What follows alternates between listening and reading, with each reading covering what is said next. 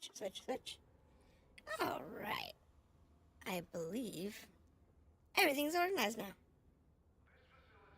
Sorry about that. Took a little while to get everything set up. How are you doing tonight, Jared? I'm glad you decided to come visit. I don't normally get somebody right as my stream comes up. It's always nice. Let me know if the game audio is low. It looks low on my meters, but doesn't mean it's actually low on the thing. So today we're looking at Elite Dangerous. Now, I've been playing this for the last couple of days, just kind of reacclimating myself to the game. Because it's been better part of a year since I've even pulled it up and tried to play. So, that's that. And there's some new stuff that I want to go check out. And then that's what I'm going to do. I have the ability to do all types of missions, do the things I've picked up over the last couple of years, but it's a matter of what we're going to do. Today I'm going to start my trip by going to look at the shipyard dealer for the capital ships. Now, to be fair, this should be way out of my price range. I thought I had a route marked. Anyway, I changed ships. That's what it was. I changed ships. US Pino? Enough? No. So, oh, bugger. I gotta find that map again. Hold on a second, I gotta find my map. But, because I want to look at the capital shipyard and see what that might look like. Okay, so Elite Dangerous. It's a space flight sim. It's 10 years old, came out in 14. Same time that No Man's Sky came out, and the same time that Star Citizen was supposed to come out, but never did. So, the graphics are not dated because this game is an online game where the developers are continuously developing and refining the system. And they're also adding more content pretty much quarterly. So there's a lot of that. There is a first-person shooter or ground combat section of the game that I am not good at. Every time I do it, I fail miserably. So I don't even bother playing it. I mean, I went through and bought myself some gear. And I got myself some decent stuff. But I never ended up being good at it. So, yeah. Is this what I wanted? No, that's not what I was looking for. I'm trying to find this page that I closed by accident that actually has what I'm looking for. Oh, I bet it's the one that's laggy. So, I'll just go through a bit of the space station real quick. Ah, here it is. Annoying. That's what I'm looking for. Kind of show you a little bit of what's going on a couple of the ships that I own.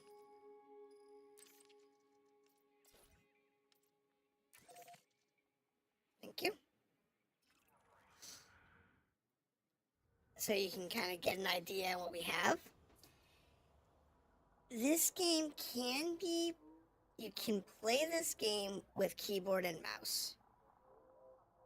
However, if you do not have a HOTAS, which is the flight stick and the throttle, I don't recommend it because the flight controls, while they are good in keyboard and mouse, they were optimized for a controller. Now you can play it with a gamepad, which is how you play it if you're on the Xbox or the PlayStation consoles, and that's pretty good too.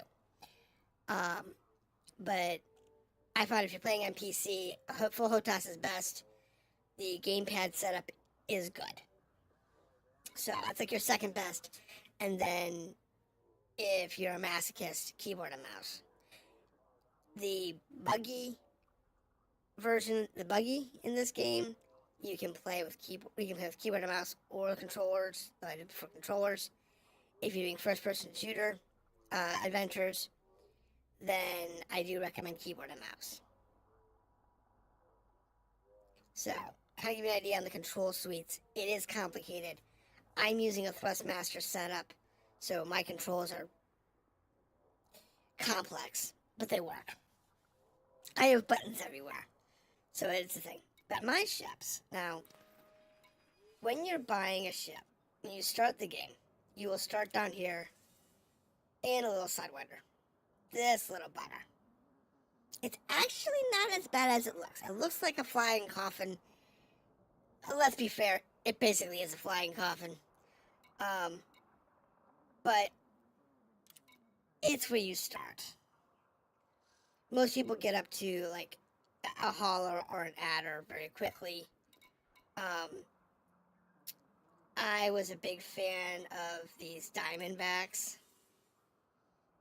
I was a huge fan of this particular ship back when I was leveling up. I do own a Transporter 6. This one here. I've got a mining variant of this one. Yeah, guys. But I flew probably most hours in this one right here, the Asp Scout. It's a pretty cool little ship. Yeah, the flying coffin's actually pretty fun. It's heavily restricted though, but once you get to these $3 and $4 million ships, they're actually pretty good. This is the one I'm going to be flying for a little while today. Mainly. I'll show you actually my setup in a little bit. And then I also have one of these heavy transporters. This is a cargo hauler. If it loads. There it is. There's the cargo hauler. I have one of those. And I have one of these beluga liners. If it ever loads. This is the other one that I showed you, the 8, the type 8 is a transport ship, so cargo. This one is the people, so it's a luxury ferry. I actually have a Python 2 and a Type 8 transporter with, it's a cargo loadout, and a beluga liner with a people loadout. But they're pretty cool.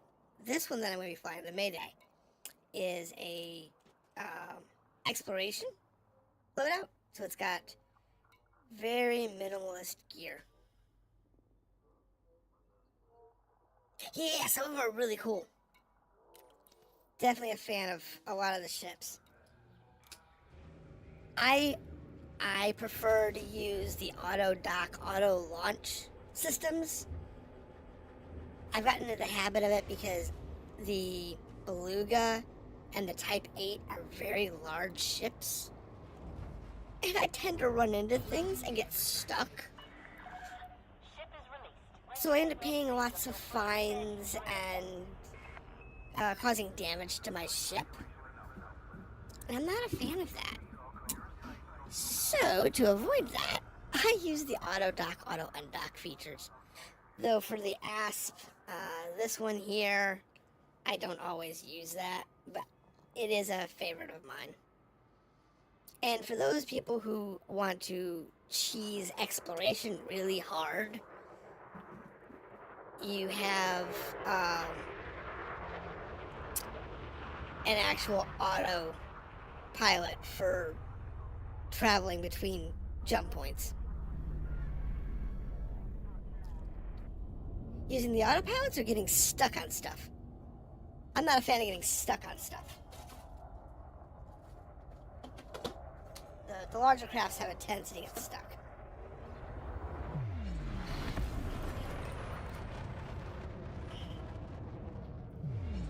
But today, we're going to go check out... Oh! I have not flown this ship in a long time. Okay. Let's... All clear. Safe travels, Commander. Thanks! Drive charging. I forgot how this thing flies.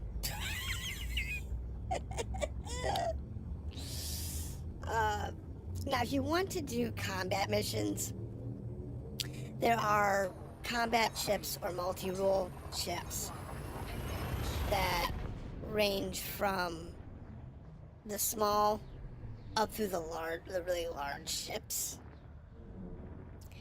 So it's something that you can keep in mind that there are combat ships all over the place. Okay, where's my controls on this one? There it is. I don't like that. Who designed these controls? I think they reset my control schema. Controls are fire groups. Here we go. Fire groups. I have 4 fire groups. God. Let's see. A is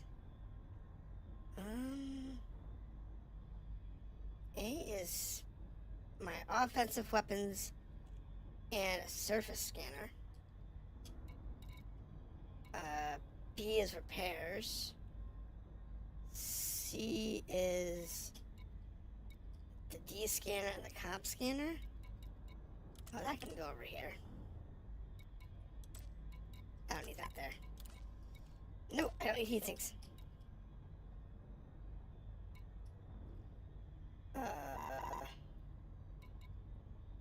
Data link scanner. What's that doing with the stupid... Alright.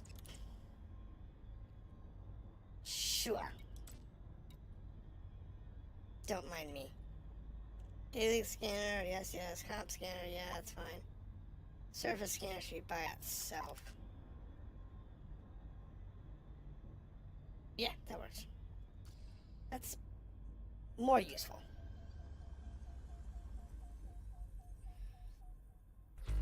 Alright, there we go.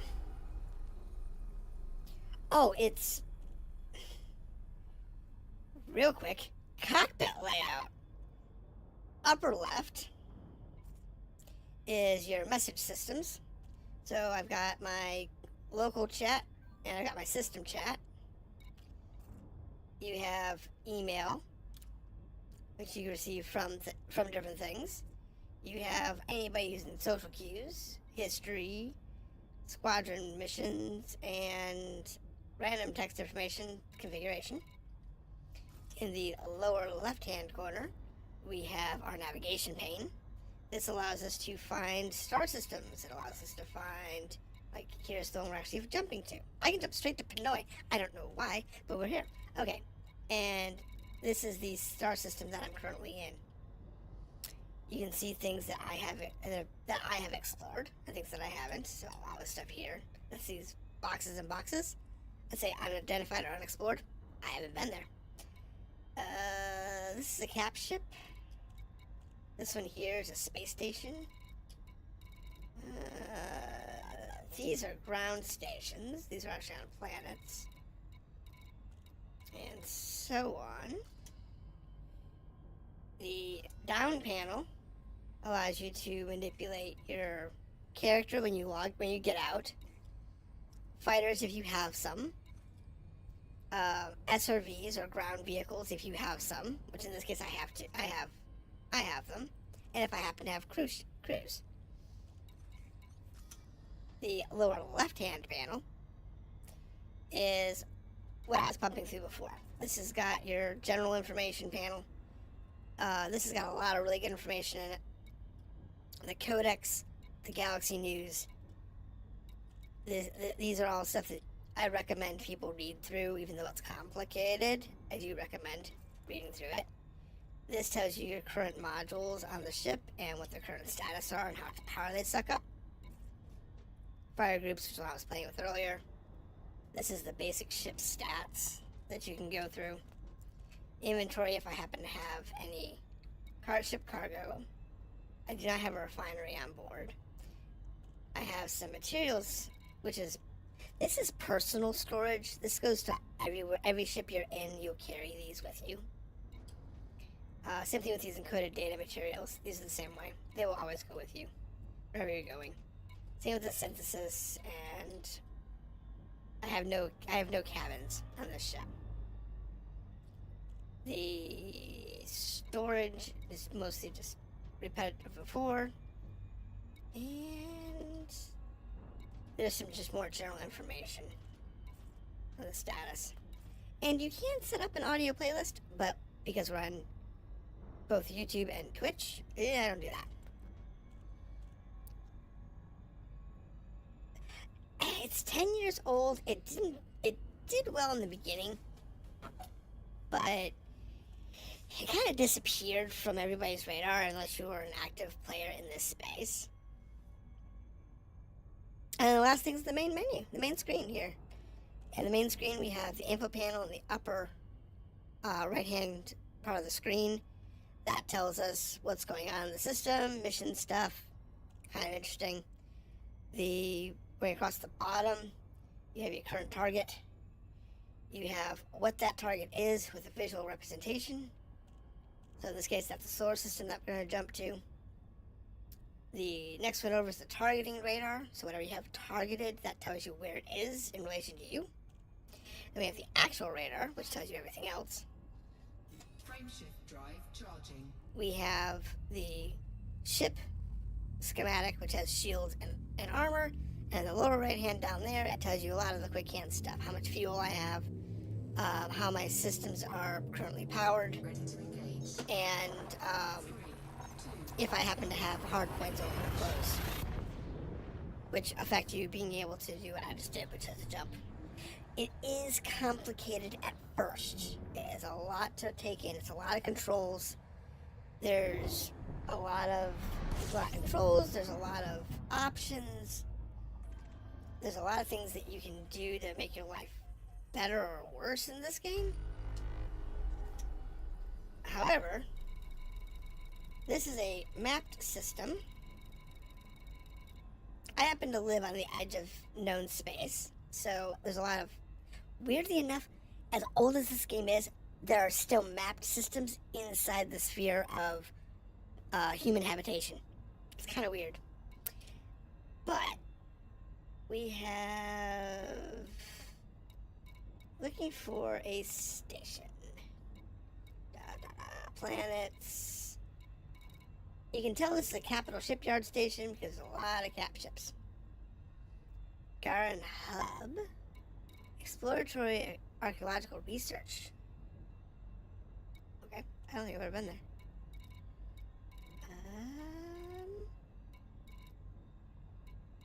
A lot of ground facilities.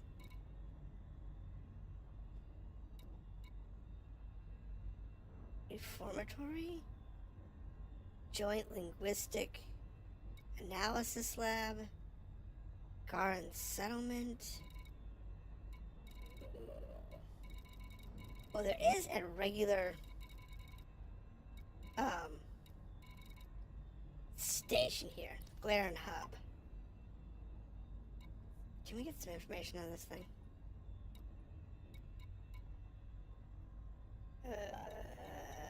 Refinery station. Alright, fine. Who are you? Where are you? Let's go ahead and fly into the station. There she is.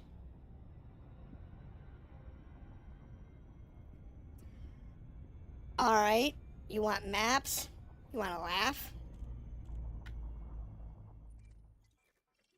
This is the star system view. If there are multiple suns, you will have a sun here, sun, sun, sun, sun. The first one here is the one you always jump to. The ones farther on down are farther away from that center point of mass. And trust me, it gets crazy.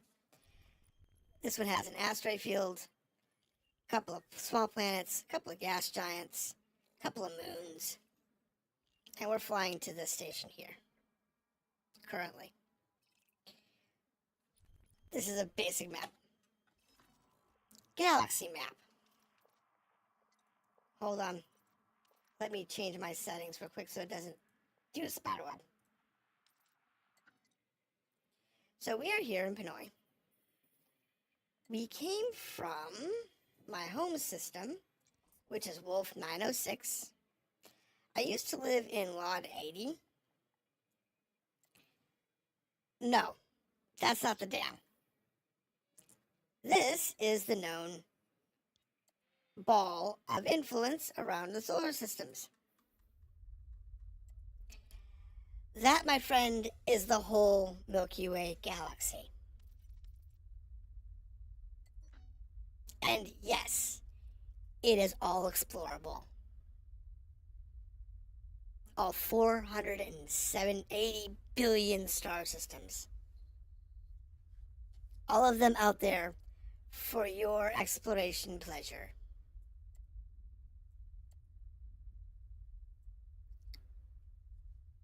That's mind-numbing. There is a cluster. I believe it's around this area. I think it's around here. That I have mapped like 500 star systems in a cluster over here when I was on PlayStation. Oh no. No. This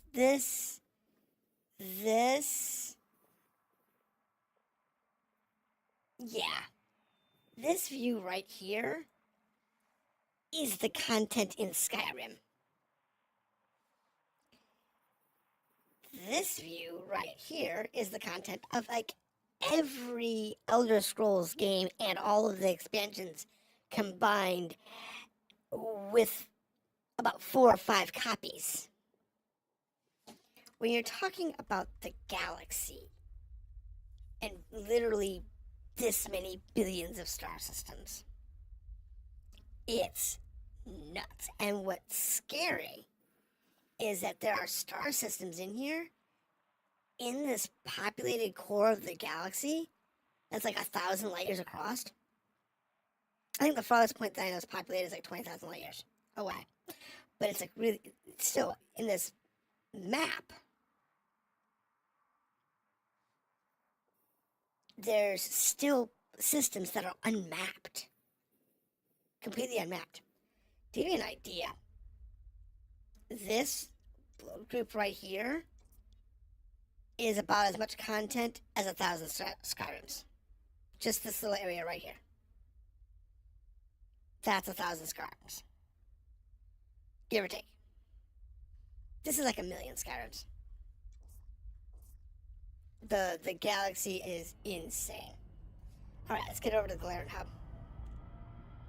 Let's see if this is what we're looking for.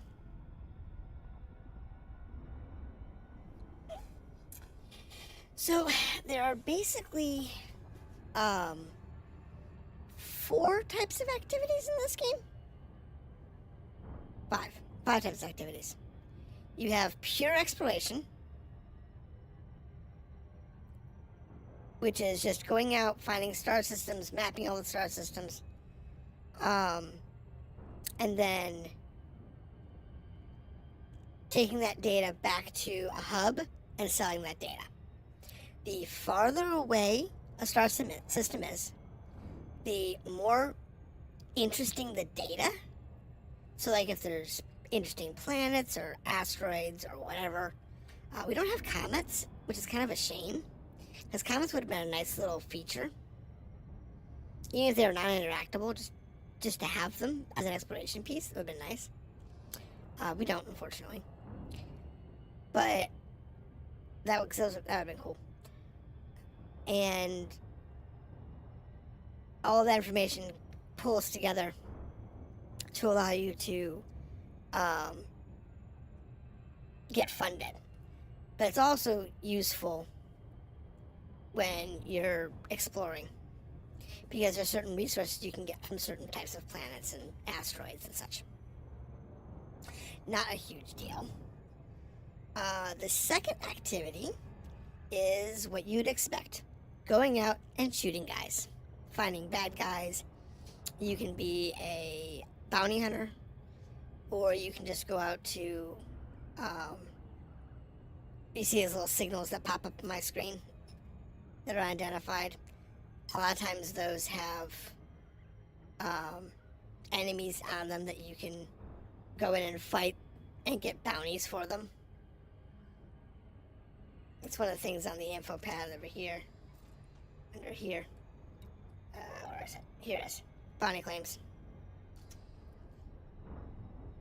You can also see down there that I also set some fines. I don't even know what system that's from. One of these days I have to fly out to that system and pay my fine. Fines are local. Um, that's where it starts getting complicated. When you start doing missions. And I'm not even done yet. Because you have missions, which can be go get something, like go find a piece of equipment, or like I don't know, handheld guns or something, or habitation shelters or whatever, which you can buy at some stations. So you gotta go out and buy it and come back. Sometimes you're given cargo that you have to deliver. So I get it at this station and I deliver to another station, get paid that way. Other times it's like, hey, let's deliver people. We have tourists or business people who want to go on a trip somewhere. And I know. There we go. So you can deliver people around, take people on sightseeing tours. Those are cool. They're long. They'll be like 500 to 1,000 light years travel time. But they pay reasonably well, but you're not really taking the sightseeing tour as the main experience in that one. Those are like a light way of doing some light exploration and getting the feel of what exploration might be like and getting a decent paycheck for it without actually going out into the black.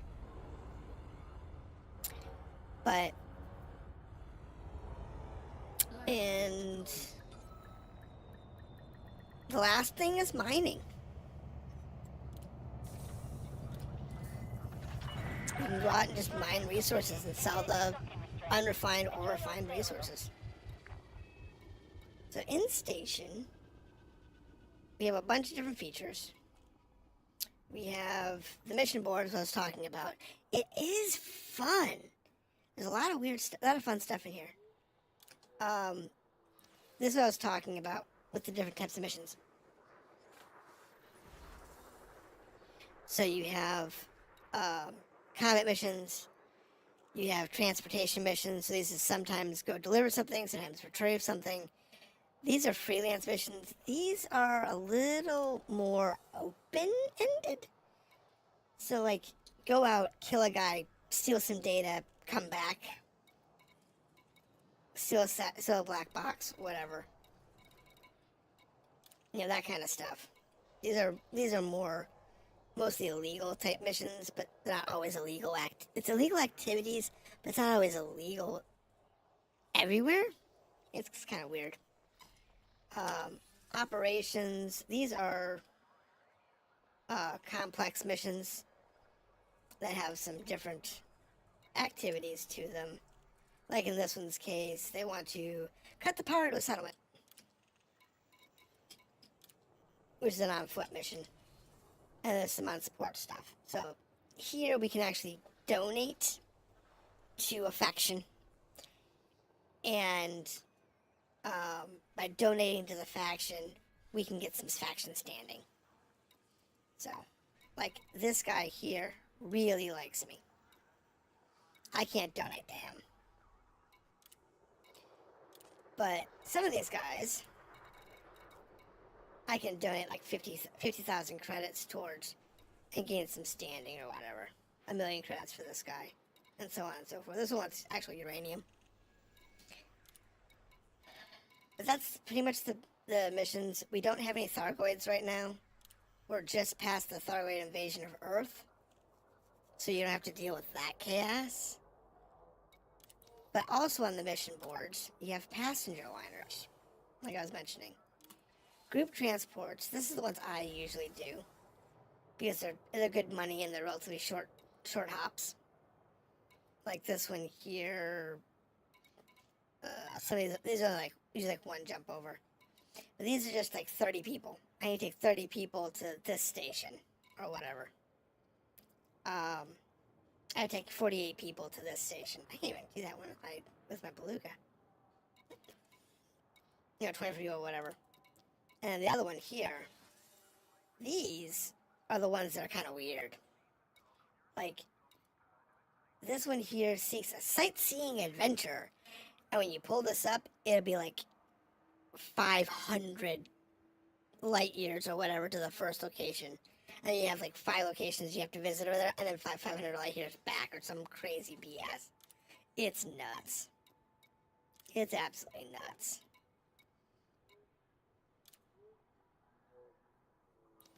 But here you can buy and sell goods, as long as it's not black market. Universal cryptography, this is what I was referring to before, where you can buy and sell network data that you've collected. Like here, this one they won't buy because they have this data. But none of this data is actually worth selling because, frankly, it's all too close. Good evening, White Tiger. How are you doing today? And then over here is like customization of your ship. And if you want to spend real money, you can buy livery or buy actual ships. And right now they're all on sale, so hey, that's always fun. Yeah, no kidding. It's quite an adventure.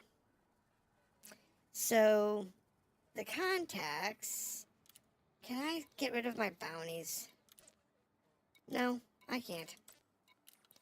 Okay, anyway. Your different contacts. This is the one we wanted to check out. The guy with the carriers. Good, I bought the Mandalay today. Still judging the name. Yeah, the name is something I have problems.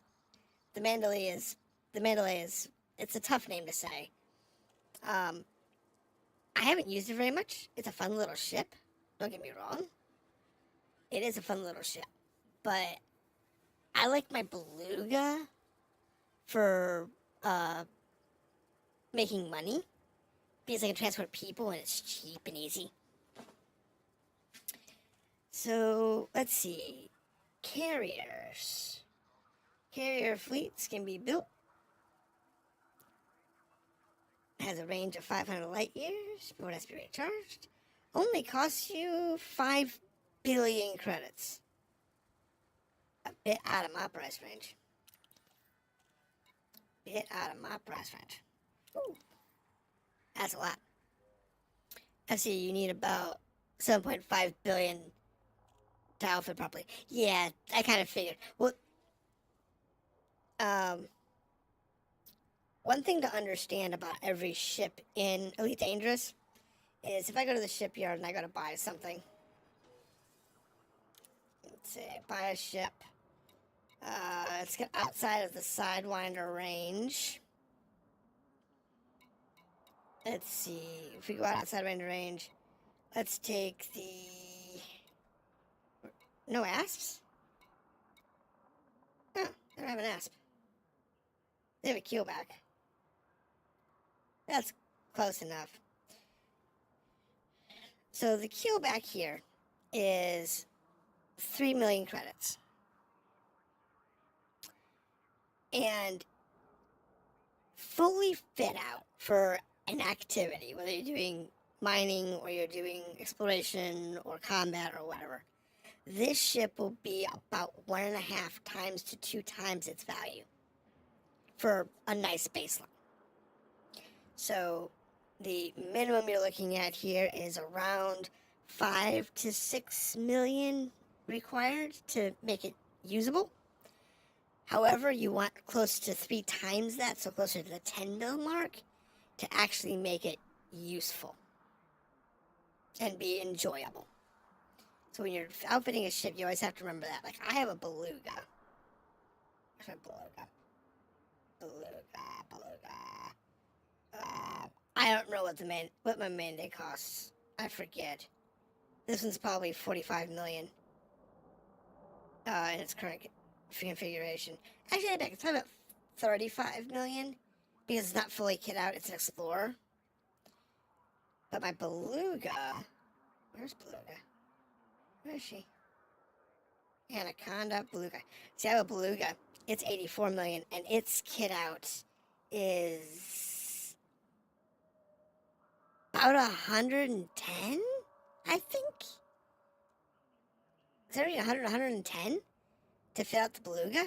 It's nuts. Yeah, they do, and they tell you what they are. Like the beluga here is a passenger liner. That's a passenger liner, but if you go back down towards I'll say the more common ships that people own, come back down here, like the Maid Light. This one here is the one I'm currently flying. This is either a combat ship or an explorer. Mine's currently a kit for exploration. I have an Asp Scout. This one here, I have kit for combat mostly. And I never did get the Asp Explorer. I kind of jumped to the Mandalay. I just kind of skipped over one to the other.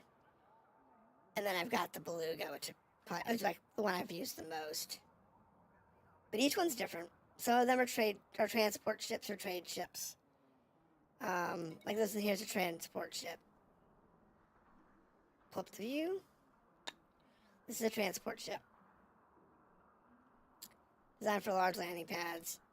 This one here is also a transport ship. I own one of these. But mine's kit for mining. They're all different. Like my mining ship's like, I think 4 million. It's like 3 to 4 million on the mining ship. But some of the ones I have actually are really, really expensive because they're fully maxed out. So don't kind of compare when you're starting the game. Don't look at the big ships and think, oh, this is going to be easy just to jump into this $1 million ship and just go with it. It's like, no, you got to have more than that. You got to have enough money to cover what you're doing, and you've got to have enough money to make sure that you can do everything. So I am not going to have anywhere near 5 billion credits. I will not be buying a carrier anytime soon, because you got to have about 10 billion credits for that bugger. Because you got to have the money for the carrier. You got to have the money for outfitting the carrier. And then you got to have enough money to supply the carrier for, I would say, about a month. Whatever the supplies is going to take is probably about a month's worth of supplies. Would be like where I would be like, I'd want my minimum to be. I wouldn't want to deal with anything else. But yeah, no, it's the fact they all have different jobs and purposes. But today I wanted to do a little bit of exploring. So I've been doing money last couple of days, but I want to do a little bit of exploring today. So I was thinking getting out of the habitable sphere for a little bit. Let's see, where do I want to go?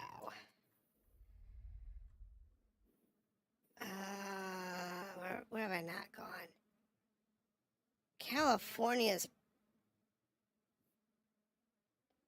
What is that? 1, 2, 3, 4, 5, 6, 7, 8. Yeah, a good 9 parsecs out. I've never been to California. So if we figure out where the California Nebula is, because I've never been here, give me a point at the edge of the nebula. This is 1,000 light years out. That's actually not as far as I thought it was going to be.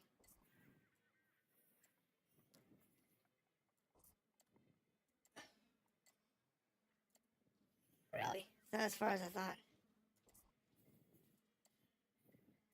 There's a dark matter cloud here. That's a little closer.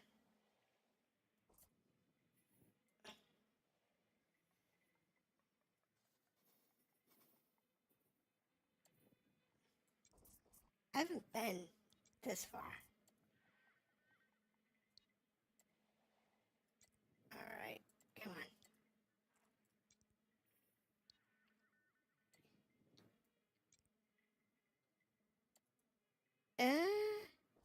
That is 500 light years. Let's head towards that dark matter nebula.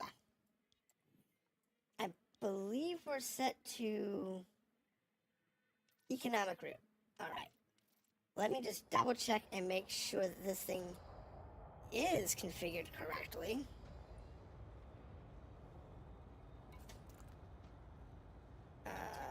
Fuel scoop. Okay, that's all I needed. We're good. Alright. Auto launch. Standard operating procedures and request docking permission before entering the starport. Now I'm going to be playing Elite Dangerous on stream Landing gear retracted. off and on all week. Attachment confirmed. So, Take care when leaving the station. If you want to see more about this game or some of the other games I do play, make sure that you do the follow thing or sub thing if you're on YouTube so that you can see it. Because I'll probably do this 500 light year journey out and back. So we'll go out here the 1,000 light years, and then we'll explore a few systems along the way, Frame shift drive charging. Safe journey. and then we'll come back. Well, thank you. I'm glad you did. Doesn't always show up on my end with YouTube, unfortunately. Ready to engage. Also, if you're over on YouTube, looking at my channel there, I actually have several channels. This is my gaming channel. That's the one I stream on. I don't stream on the others.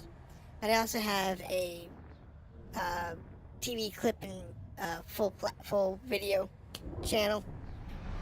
And I have a music channel. But let's take a look at the system. Uh-oh, we've discovered stuff. This has got 9 bodies. How bad is this solar system? Alright, we got 1 star. We have 2 stations. We don't care.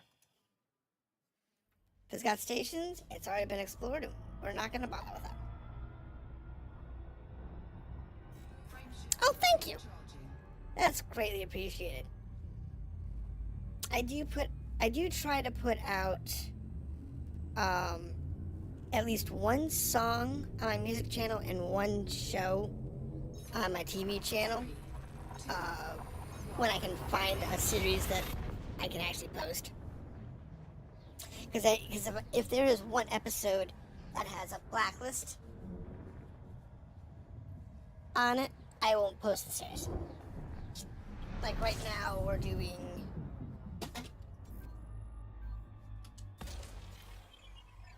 not what I wanted to do. Sorry, wrong key. I was trying to avoid falling into the sun.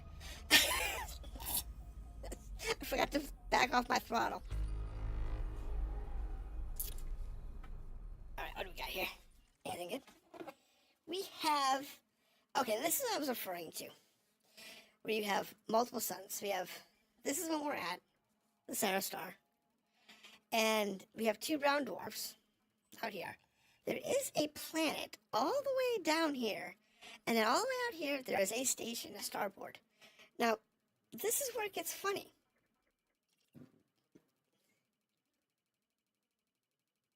Is it really not that far away? Hold on. It's that close. Star. Nav buoys. Bunch of junk. Star. Okay, so this is actually unusual. This particular all 3 of these stars are really close together. They're not just close, they're like insanely close. Look at this.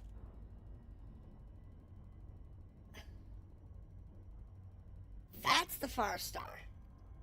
But that one's only 78 light seconds out. It's not that far away. There's the star. Right there. It's not that far away. Normally, these are like hugely farther apart. Don't care. Again, this is a mapped system. We're just going to go ahead and bounce past this one. Because it is a known solar system, so. No. This one is okay. I'm hoping if we find one that's a stupid system, we will not be mapping that system. It is, oh my god, insane.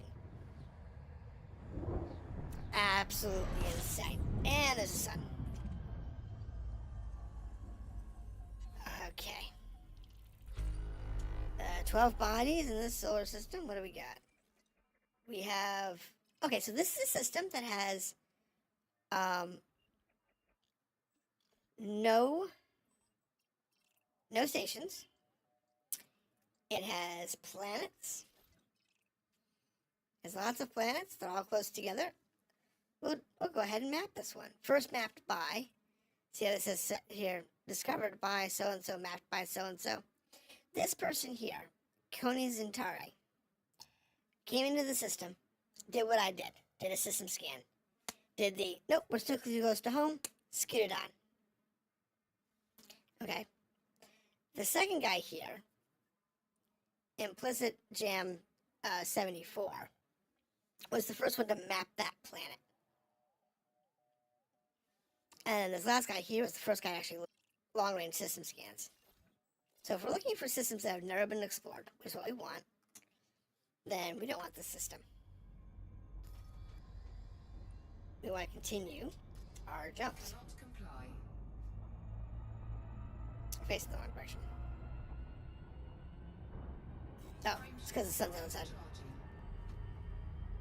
This is a fairly normal system to get, you know, one star, bunch of planets, you know, that kind of stuff. It's a very common system to see. So, when we get a little farther away from the system, we get closer to that dark nebula area, we'll actually get rid of a bunch of people. Like, we have... I can't see the jump bunch. We have... 98 jumps to go. But I always do this basic system scan. No way. There's only one. It's just the sun. Sweet. Okay. I guess we'll take that and go.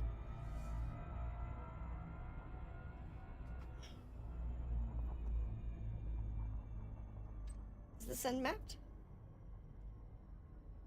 Sure enough.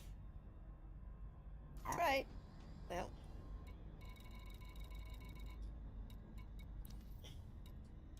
Frameshift drive charging.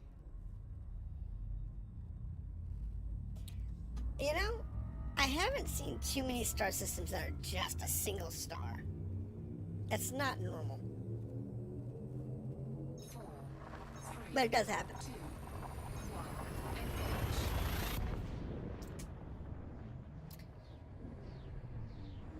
One thing I do want to check though is check to make sure we're on optimized route. I think we're on optimized route.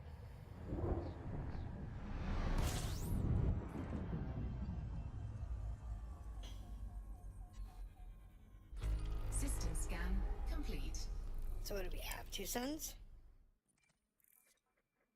2 suns. And look, somebody's got their carrier here. That's funny. Hold on. I want to check our routing real quick. Ah, okay.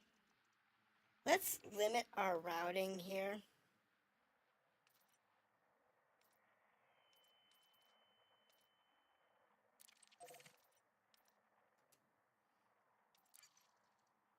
Because I want to get out of the main universe real quick.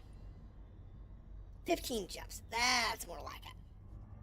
I was going to say 500 light years, that doesn't take very long to go 500 light years. I think I have somewhere around... Frameshift Well, okay, drive according to charging. Steam...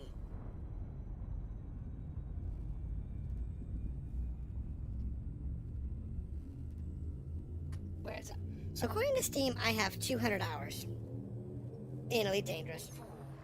And if I look at my PlayStation profile, I have probably 300 or 400 hours in that one. If you're going to play Elite Dangerous, to be honest, you do want to buy all of the expansions for it. Cannot comply.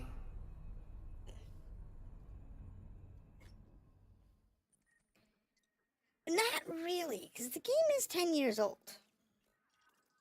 When you think about it, the game is 10 years old. You know, it's not like it's brand new or whatever. And there are people who have literally thousands of hours in this game. Cannot comply. You know, I know a guy who, this is like the only game he plays. He has been in Elite Dangerous since the day it launched, and I don't think he's played anything else. He put like 4 or 5 years every day, 7-8 hours a day into this game. He loves it that much. He has since moved on to some other stuff now, I think. But for probably 4 or 5 years, this was the only game he played. So he has a stupid number of hours. And most of what he did was just playing in the inner sphere. In the inhabited zone. I mean, yeah, he did a couple of, like, expeditions like I'm doing here, where he went out. He did make the pilgrimage to the center of the galaxy. I don't think I have done that. I think, that particular pilgrimage is one that I have not done. I may have done it on the console, but I don't think but I haven't done it on PC. And that's because on PC I was actually trying to get to the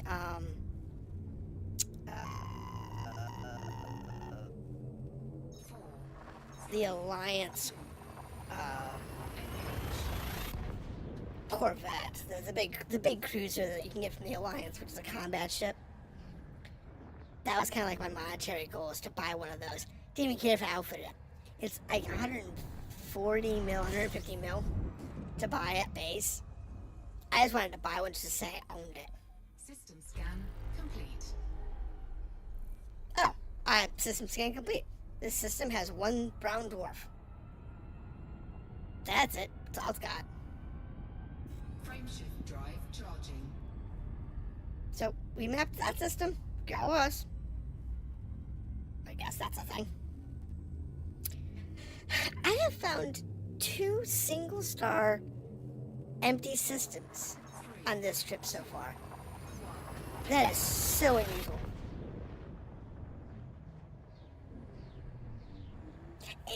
It's just, the carriers are designed as an end goal thing for players. However, there is something coming that's bigger than a carrier. The carriers they introduced for the Thargoid invasion over the last 2 seasons. The next phase in Elite Dangerous for the uber elite players is to start colonizing the universe. That is when you're elite. When you can buy a colonizing ship, go out, Find a system you want to colonize. Drive charging. Jump your colony fleet out there and start colonizing your own fleet in your own star system and say, this is my property. This is my kingdom. That's the next, uh-oh. Okay, weird. 1. Engage. Yeah, that's next year. They're allowing people to do that. But again, the carrier is 5 billion, and then fit is, like 10 billion. Well, I said it said 7.5, but I'd say probably closer to 10 billion. And the colony fleet is probably bigger than that. What do we got? Okay, so this is a star system. It has 2 suns, and it has a planet. It's got one little gas giant. Now, gas giants cannot be explored other than, Fuel scooping. yeah, hold on. Give me a second. I've been jumping, but I got to fill up. Don't mind me, I gotta fill the gas tank.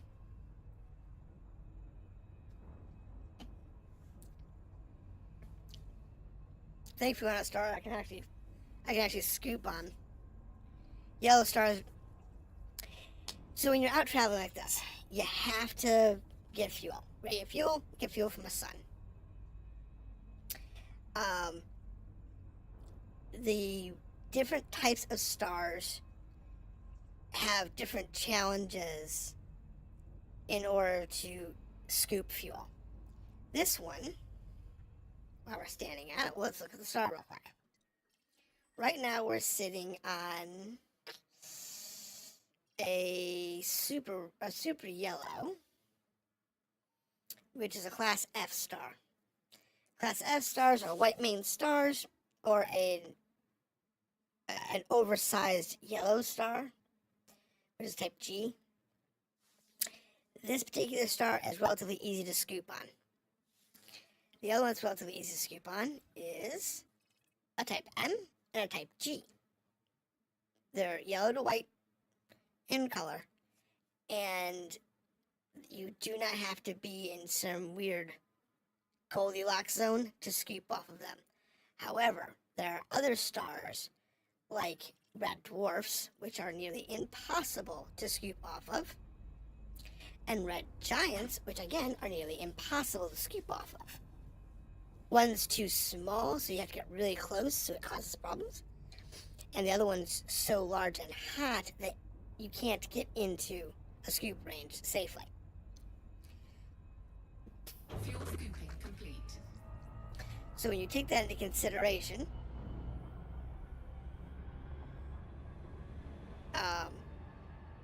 there is a nice happy medium that you kind of have to find. When you're doing these long jumps like that, you have to plan your routes in order to be able to get gas. You gotta stop at the gas station periodically. This is gonna take us a while to get there. It's 25,000 LS. So we're looking at a 2-minute flight. Once we get to speed. The longest I've flown voluntarily, I believe, is around, I think, 1,000,000 light seconds, which is 10 light days, give or take. The farthest I've seen is like 5 million light seconds, and I am not flying a month. 1 light month, which is about 1 hour flight time. It takes about an hour to fly out that far. It's nuts. But if you're doing if you're out there doing exploration and you're doing a lot of heavy mapping, and you really want to map all the systems, it's fun. Because, like, this one here that we're flying out to was mapped by Solari. But we're going to go ahead and map it because it's just one star. It's a lot of very boring time. So, a lot of streamers back when this game first came out would do... My pilot is drifting today. They would do different things while they're doing this. So, I knew one guy when he'd get those types of missions, he used to play music and sing and whatever. He actually wasn't a musician, but that's what he used to do. He used to sit there and play a song, and he'd see how many songs he could play, but in the time it took him to fly out to one of these, stupidly far systems that was going to be a 5-6 minute drive, or 10-minute drive, or an hour drive, or whatever. Some of the guys would literally have 2 games going. They would be playing something else kind of light, like a turn-based JRPG or something. And they would have that on a different window. And when they would fly, they would just flip between the two. It's like, okay, let's go play with this JRPG for a while. Because we got an hour to fly out here. We got half an hour flight time, whatever. Kind of like you would in real life. Where you would just set the cruise control on your airplane and just let it go. Let the autopilot just take you out there. And let it do its thing. And it was a relatively common thing that people would do. They do a lot of that kind of stuff. I don't know if I'm that dedicated, but I've done it. Today I was doing one of those that was I think it was like 600 or 700 light seconds out. 700,000 light seconds. So about a 10 to 15 minute flight. And I flew out there. I did the thing and I flew home. There's my analysis of the gas giant. I think.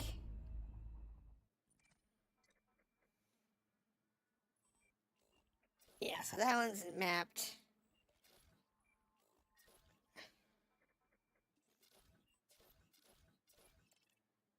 Okay. That's it for this system. Oops. Now, let's get ourselves back on route. Where is... So, like, here. This one right here is 160,000 light seconds away. That's about 4 or 5 minutes to fly out to. But the one I was flying out to earlier today, I was actually cooking dinner. I was sitting there cooking dinner while I was flying out to this other star system.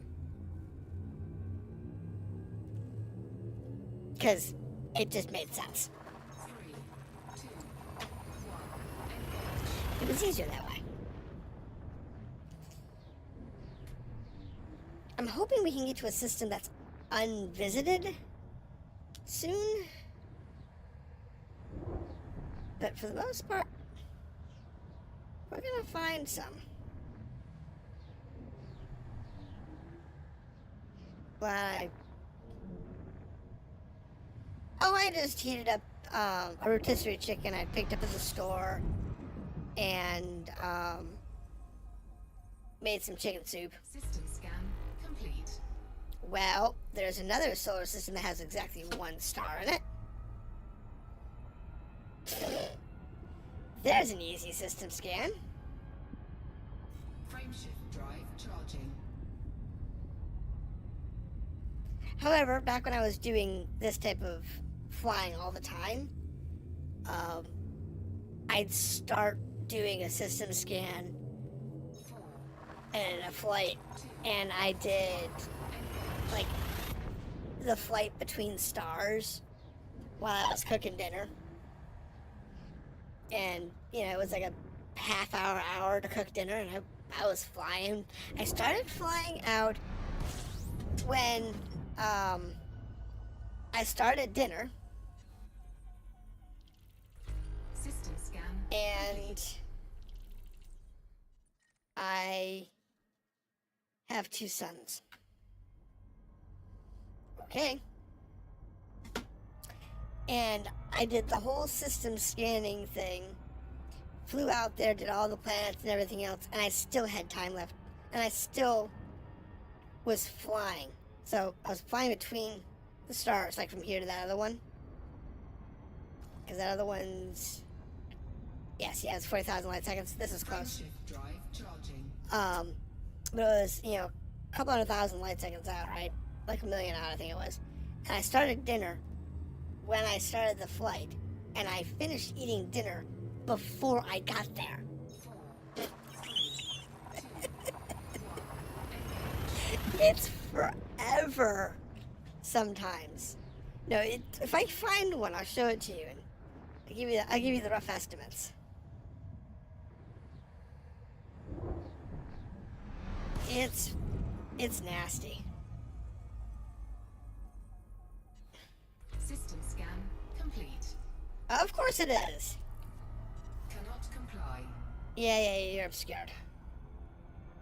A lot of empty star systems today. Frameshift drive charging. I'm not used to this.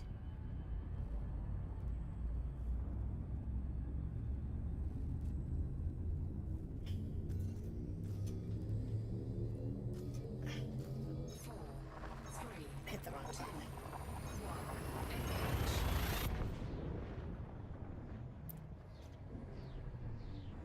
Hopefully we can find something interesting out here.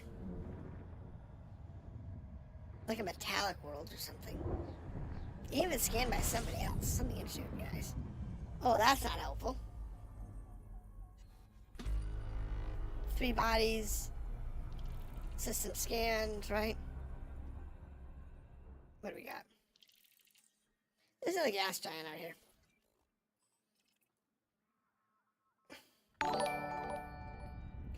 And Punky, how are you? Thank you for the raid. What you up to? How did your Gundam adventure go? I know, I appreciate the invasion. Everybody you bring with you, thank you for dropping in. How are y'all doing today? Did everything go well? We are doing an exploration trip. Not far, we're only going about 500 light years out. Oops. Frameshift drive charging. We're looking about 500 light years out. Gonna do a little quick exploration tonight and head back. So we didn't lose anyone, but things might still get harder. Oh, I'm sure they will. I don't know how far are you into that game? I don't know that one very well. I think you're the only person I think I've ever seen play that game.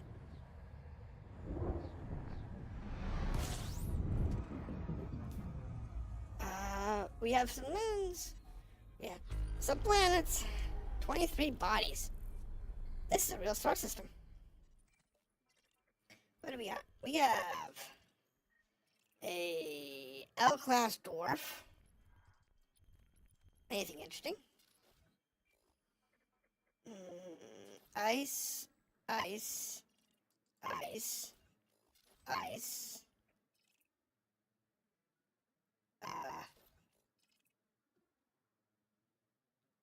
No clue. Let's see. Rocky, rocky, icy, rocky, gassy. I have no clue what this one's issue is. Let's get out of let's continue trying to get out of this solar system.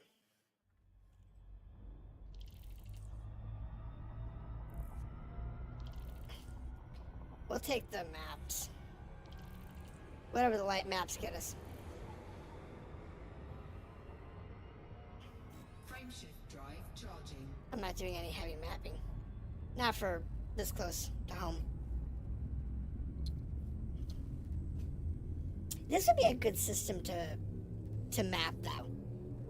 You know, learning how to map and whatnot. 3, 2, Be a good system to do it.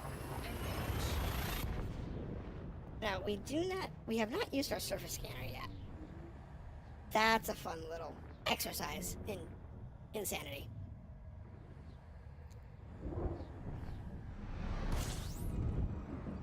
Okay, we're around the sun. There's a bunch of bodies. This one. What do we got? Anything good?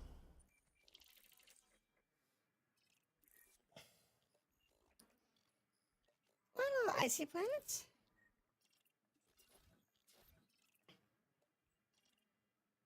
You know what? That's not too bad. As it maps our system a little bit. We are 4 jumps from our planned destination. Alright, going out. Frameshift drive charging.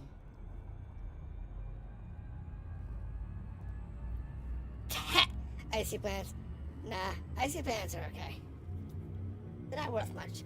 The one, when you're doing exploration, 4, there's a couple planets you always want to keep your eyes out for. Obviously, you want Earth likes, because that's like worth a ton of money. And when we get colonization fleets, that's gonna be like huge. The other one that's important is metallic planets, heavy metallic rich planets, because those will be mineable. And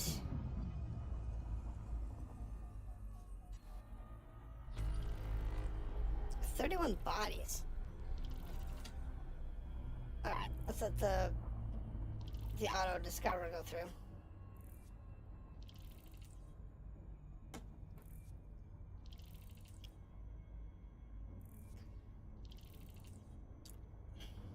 Let's finish its auto discovery.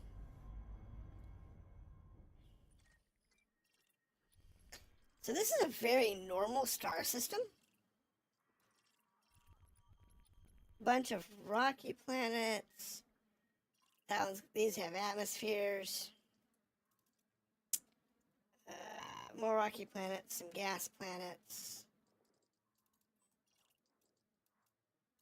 Rocky atmospheric planets for the most part. This is actually a super Earth. Well, you're at the back end. With an atmosphere.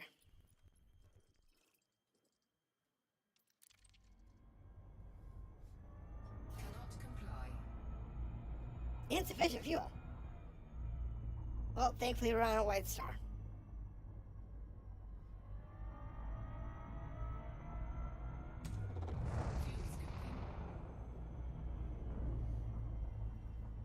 That would be bad. I gotta remember to stop.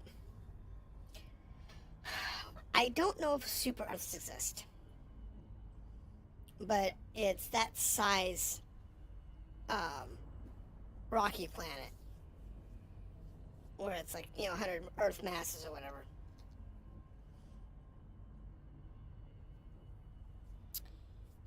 We are 3 jumps from where we're gonna start our exploration. I just have to keep remembering to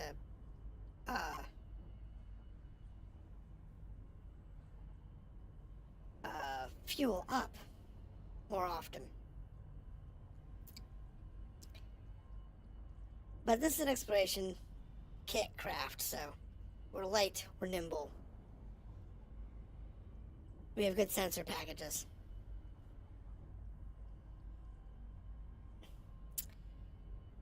I don't have maps of these star systems out here, so it's hard to say. I'm hoping that we'll be able to find what we're looking for. But once we get out to the dark matter cluster, we'll look around that. Fuel scooping complete. All right, here we go. Frameshift drive charging. One of the things that is heavily recommended when you're doing exploration, and I haven't been doing it because I haven't been thinking about it, 4, 3, is scooping on every plant and every stop jump. I really need to. And the reason I haven't been doing that is because I've been flying my beluga too long. My beluga can do like... Oh! Can we scoop off this? I don't even know. This is a type B fuel star. scooping. Yeah, we can scoop. Okay, cool. I just need to remember to scoop off of every jump going out from here on out, because it's kind of important. Fuel scooping complete. Alright, so we have a nice big star system. It's mapped. We have some gas giants. These two are in orbit around each other. That's what this bar means, that they orbit each other. We have rock, ice, ice, ice, ice, rock, rock, and ice. And astrobot. But these are all... Like I said, we're really close to Earth. Really close to the sphere, so... Finding things that are unmapped Frameshift drive charging. this close to home is not likely. Anything within probably 1,000 light years should be mapped. Every once in a while, you'll find something that randomly just isn't mapped. 2, 1, It's strange. Like I found one the other day, not mapped. I was the first one to map it, right there inside the habitable sphere. And I think what it was is one of those planets was just outside the habitable sphere. So people tended to overlook it.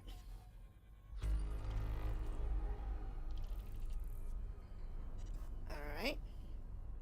There's our little cluster. Let me... fuel scooping. That works for me. So we got here. We have an atmospheric planet with rings. This is a big star system. You know what? I think we're gonna go to this one.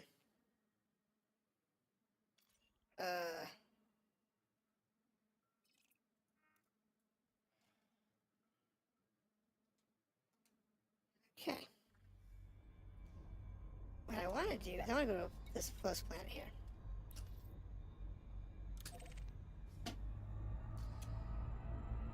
Where is it? Oh, because I think it's interesting looking.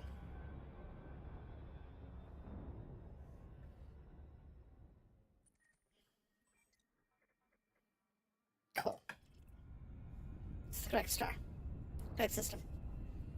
Oh, that's gotta be fun finding unmapped stuff. Reminds me of an old game I played for Sega Genesis. The thing is that if you look at the galaxy map, everything within a few lanes of logic will be very heavily mapped.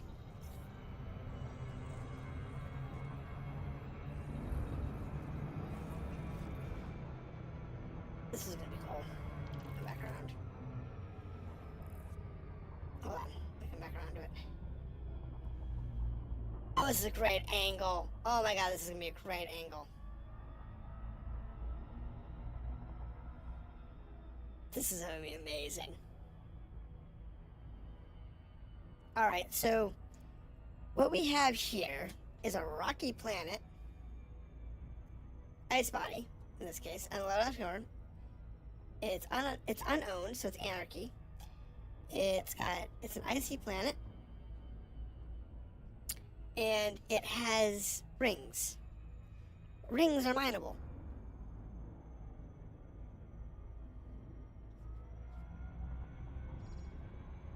Alright, we're in range. And what we're going to do here is I'm going to use surface scanner.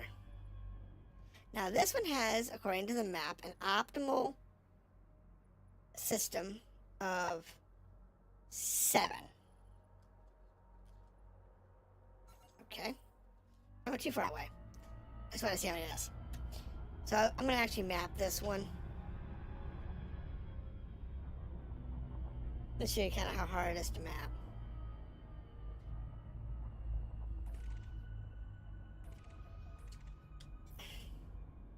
So I'm going to drop a probe here.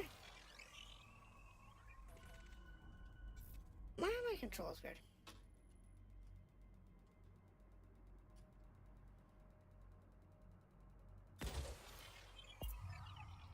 Oh, I see.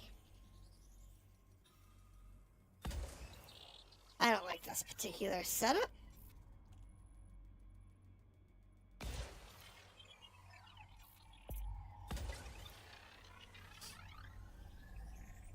Let me change my settings real quick. I don't like... Scanned by 50%. Good. My surface scanner and my D-scanner are backwards.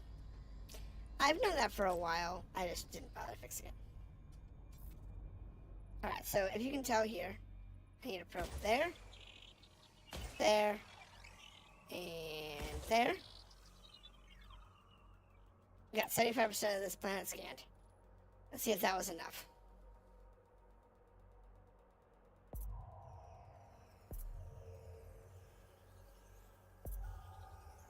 Okay, there's that region.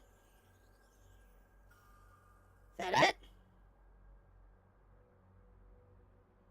Really? Oops, I didn't want to do that. So I gotta fly to the other side of this planet to try and figure out what's that. I gotta go around the rings. Because if you fly into the rings, you actually can have an issue with that.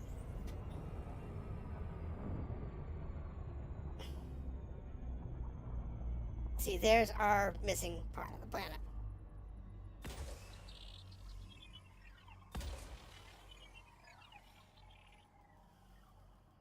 Well, I did not get probes. It does tell you how many probes you have. On the lower right hand, the efficiency number. How it says, if for this size planet, it should be 8. It should be 7. And in my case, I used 11. When you go to turn in your results, it can affect your money by a few seconds. But it doesn't really matter. Even if it's a few thousand credits. If your scan is higher than what they recommend. Frameshift drive charging. But I'm not mapping for efficiency. I was just mapping to show you how the planetary scanner works. And you can land on icy planets. I'm not going to land on anything until we actually have a one that has been completely never mapped. Then I'll land. Because landing on planets is a tricky business.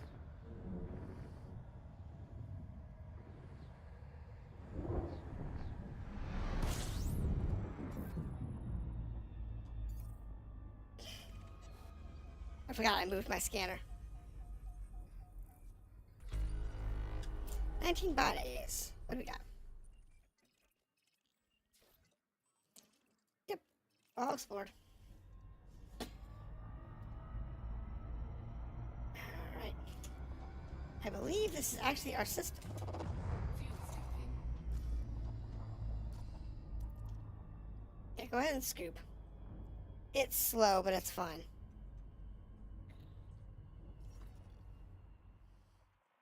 Okay. So,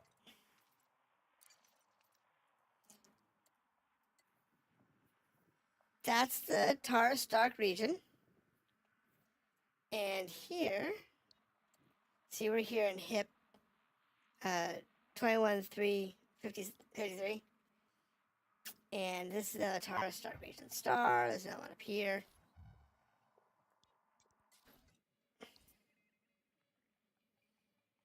Let's see. Where do I want to go? Going to stuff like this, people tend to go to often, like the Pleiades Nebula. I'm going here because this one just looks cool. This one's purple.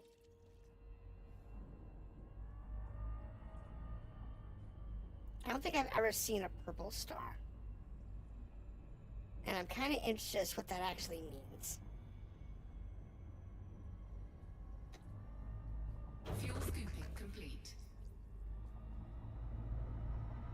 Oh, it's a great reason to go out there. Because I think it's set to real color. Which means it's going to be like a blue giant or something. I am going to give a warning right now. I do not recommend looking at your screen when we come out of warp. I do not recommend it. 4, 3, 2. I think this one might actually be a blue giant. Which in which case, it's going to be very bright. Or a pulsar. That would be cool. I could dig a pulsar right now. Ah! Told you. There's a bright star.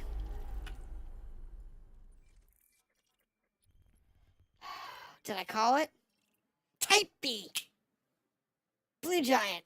Damn, I'm good. Let's see what's in this system. Look at this. Look at all these gas giants.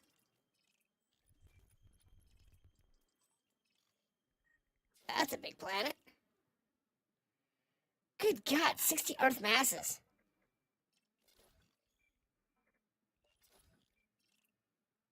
Gee.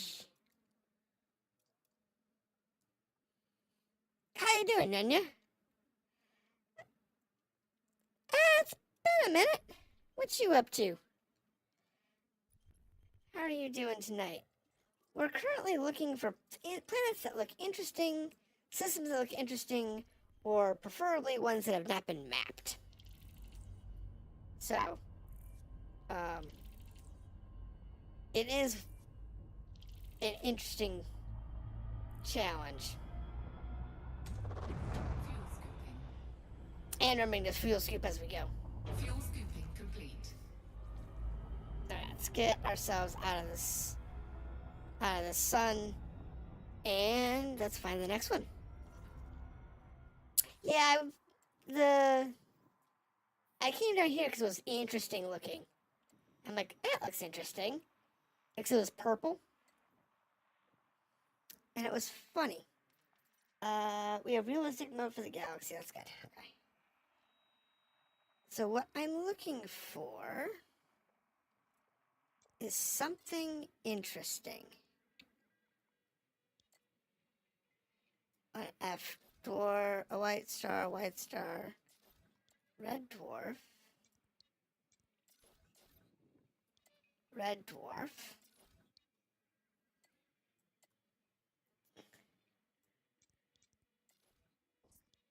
a white star,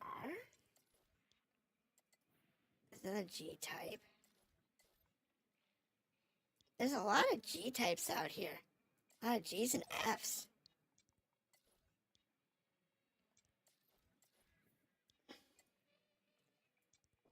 What's that one?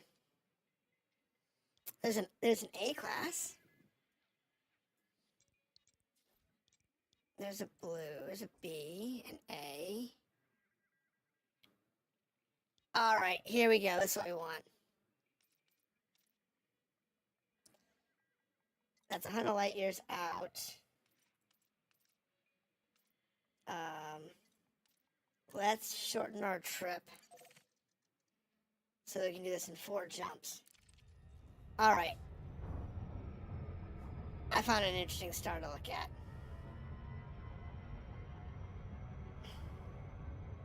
Frameshift drive charging. I don't know if I've been to one of these before, so it's going to be interesting.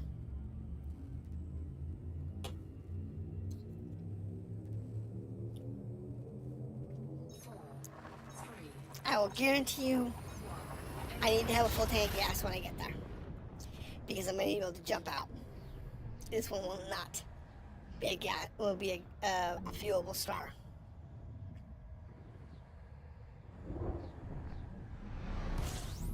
Alright. You know,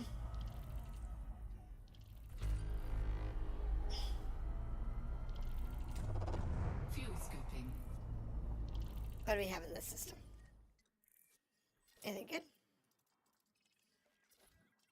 Let's see. There are some interesting planets in this system.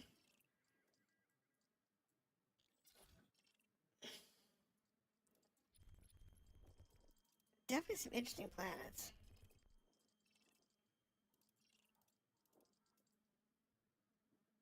But I really want to get to that other star, so. Fuel scooping complete. Because I want to show this one off before we do anything else. It's a wicked star. I have seen these before. Frameshift drive charging.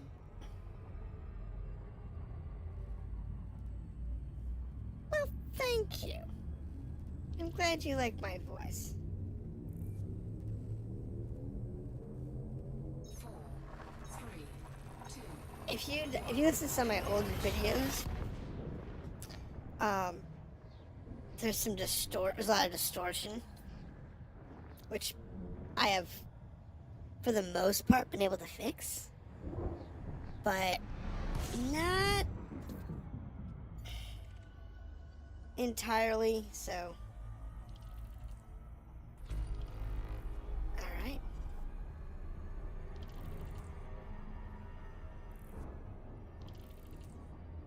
Huh? Fuel scooping. There we go. That's not bad. So what do we got in this system? Let's see here. See, this is actually a really nice little system. If you wanted to map a system, this one would definitely be a good starter system. There's 5 planets in an asteroid belt. They're not far apart. They're not very big. This is 2 masses of Earth. This one is 2 Earth masses, 1.6, 0.4, 0.3. Yeah, you can map these in just a few minutes. This would be a nothing burger to map. Thank you. Complete. I'm glad y'all came to this conclusion. Frameshift drive charging. It's much appreciated, by the way. Believe it or not, I think with the 2 of you here, that's the most people I've had over on To engage. YouTube chatting at once. 4, 3, 2, 1. Engage. Wait, you took heat damage. You took heat damage. No, because I want to get this cool star first. I found a really cool star out here that I want to get to.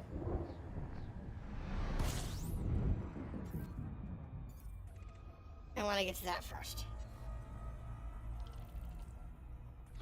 System scan complete. Thanks. See, now this is an interesting system. Hold on. I need to get fuel.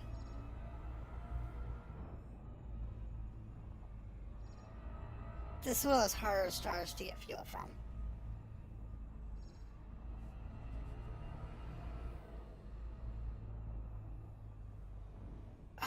Okay.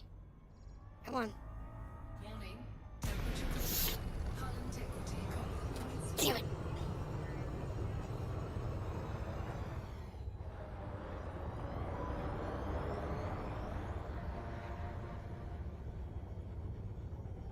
I regret to inform you, I cannot scoop from this star. I know, right?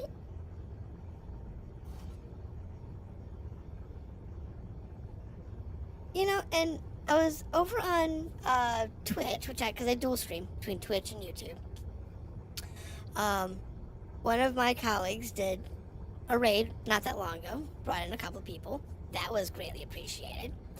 Doesn't happen very often either. Frame shift drive But charging. it's the way it works, unfortunately. You know, when you're not playing like the super popular games that the big companies think everybody should be playing, or that are big co-op games.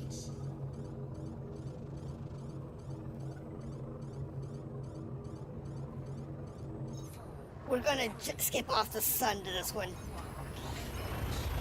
We're skipping off the sun just to get to the solar system. This is gonna be entertaining.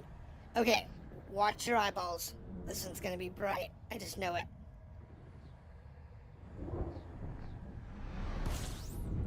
Oh, wait, is this my star? System scan complete. This is my star system.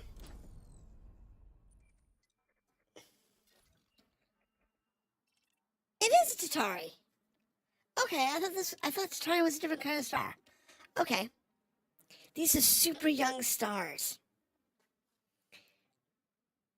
It's a super sun type orange type star.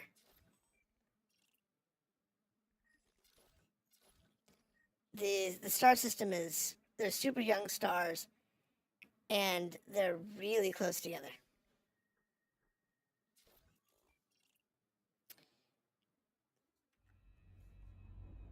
Let's see.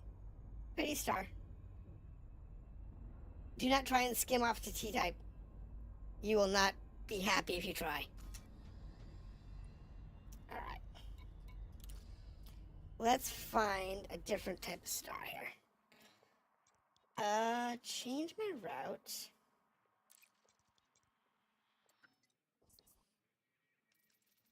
Hold on, let's see the system real quick. So somebody was out here. So I finally saw a T-type and said, oh, that looks cool. And jumped out to check it out. What do we got over here? That is a dwarf.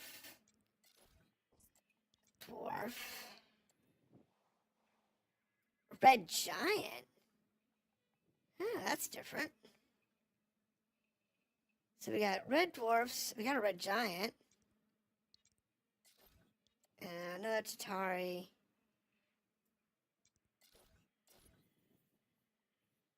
A K-type. Alright, that's not a bad type of star. It's actually pretty good. That's a red Tatari. Red dwarf. If you see one, there's a class of star you want me to check out, let me know.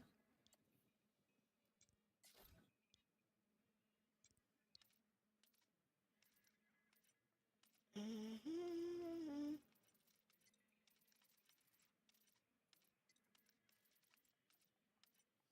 let's kill keep the grid. Star names. Nebulas, regions, constellations, galactic sectors.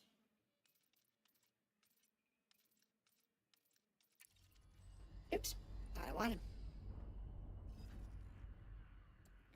Yeah, there's always some good stars out here. But I'm looking. That K's pretty good. K would be fun.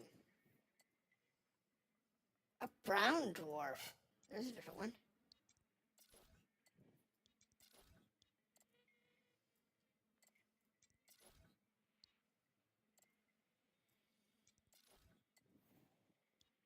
There's another K type.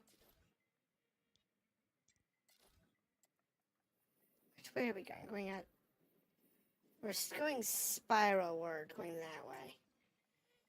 Let's kind of go out. Yeah, let's go outward.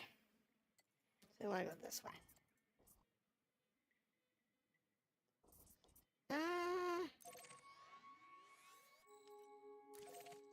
Give me a target, 3 jumps. That'll work. Look at where's that K-type. Cannot comply.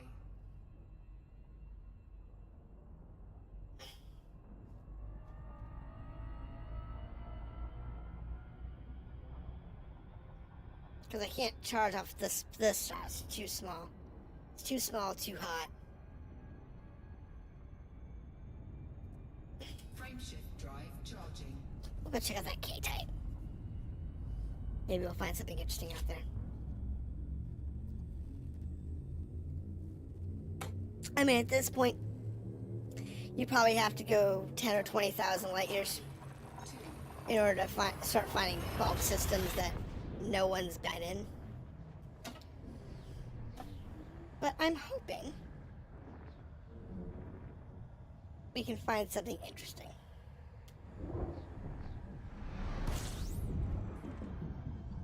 Nice yellow star.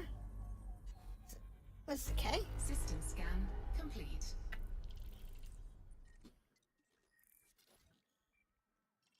This is an F.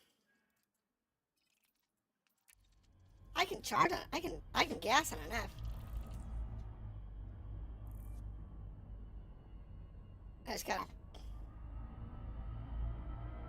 Fuel scooping. I can get gas on an F. I know I can do that one. Good, because I didn't want to get too much closer to the star. I was ready to stop for gas. It's always the part you gotta remember to do. Remember to stop for gas. But I'm gonna check something real quick while we're doing this. I have questions. Get rid of some windows here. I don't need open. Fuel scooping complete.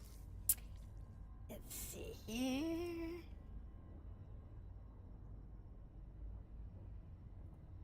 Alright. Now we'll go away from the F class. And we'll go this way. Really wanted a G type, Frameshift drive charging. but it is what it is.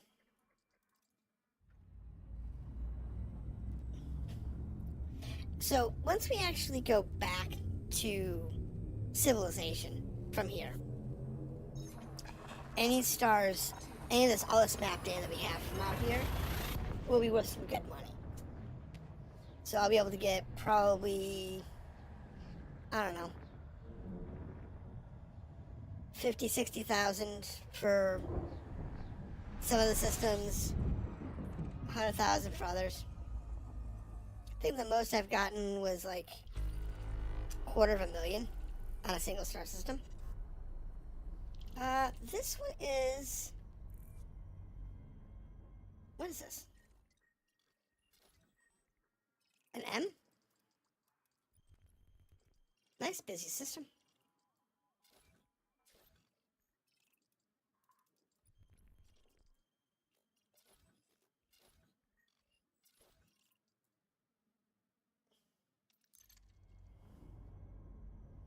Alright. We wanted to get some gas.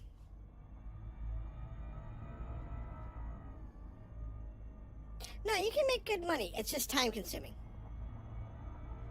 Fuel scooping. The thing about Fuel doing scooping these maps complete. is they are very Frameshift drive charging. time consuming. I mean, I'm just doing these quick scans and I'll probably get a couple 100,000 from, you know, these trips. Now, don't get me wrong. Ready to engage. 4, 3, 2. You can get, you know, several million on these trips.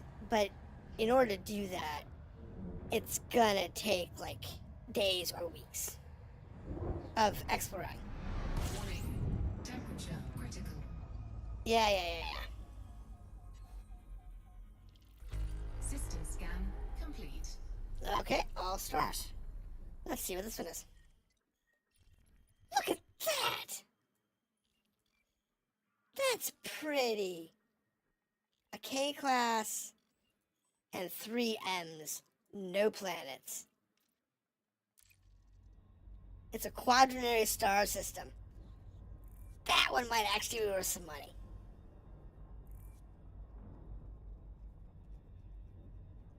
Mapping a quaternary star system? That one might actually be worth some money. Now, to be fair, if you are doing combat missions, if you're doing transport missions, you can make way more money way faster. My favorite is to get yourself a decent sized ship and then start doing people couriers. But you gotta have about 20 seats, 15 to 20 seats before you can start doing the good ones. But I prefer people couriers because those are like 1-hop, 2-hop jobs. You can get between 60 and 2-3 million. 1-hop out, boom, boom, boom. Do it every 10-15 minutes, and you can make a ton of money real quick. Real quick. If you're actually good at it. Or you can do what I was doing the last couple of days and doing mostly for reputation. Well, I was doing it for the rep. So if you actually look at your reputations, where's that? There's a section here.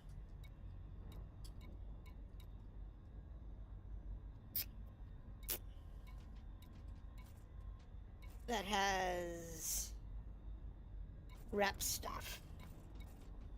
But this is close enough. So like I was going for I'm trying to get my Federation reputation to Allied, which is like 90%, 95%. And that's what I was going for. Eventually, I would like to do the, did I pick a star system? I think I did. Eventually, I would like to do some more stuff and maybe go for one of the bigger cruisers. But I haven't decided yet. I think that might be fun.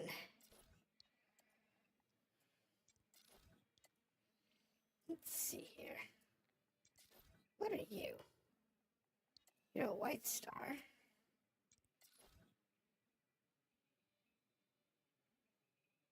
Star type TTS6VA.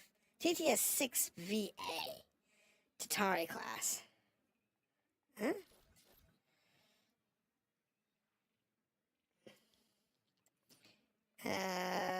Let's see. M dwarfs. K star.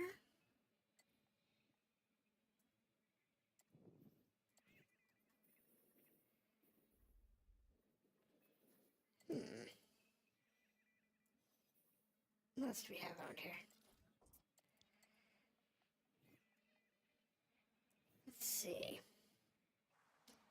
How about we go down? See, staying on the plane of the world, you'll find a lot of stuff that people have mapped.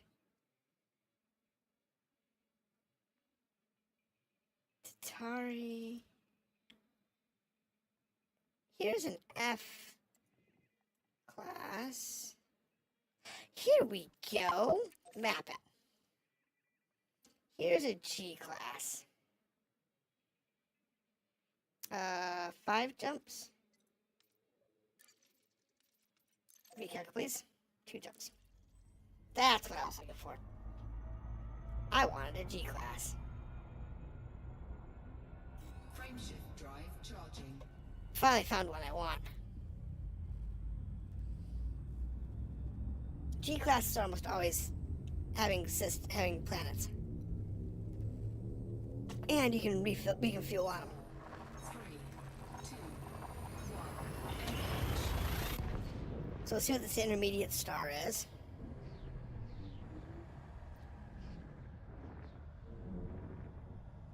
I was hoping to find one of the cooler star types,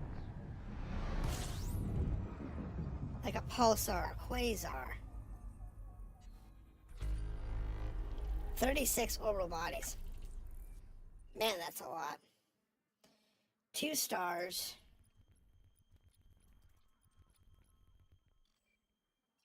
I don't recognize that type.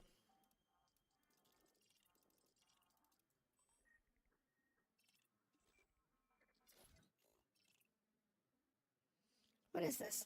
High metal content planet. Sweet. A1.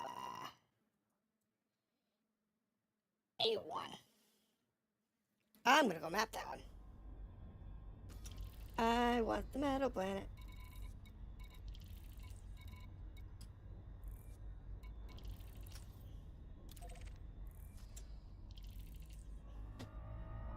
Only because these are awesome.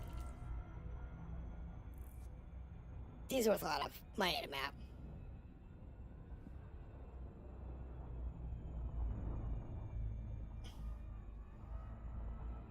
This planet alone is worth a lot of money to map. So one of the things that you can notice is in the lower right hand corner on the speedometer, there is a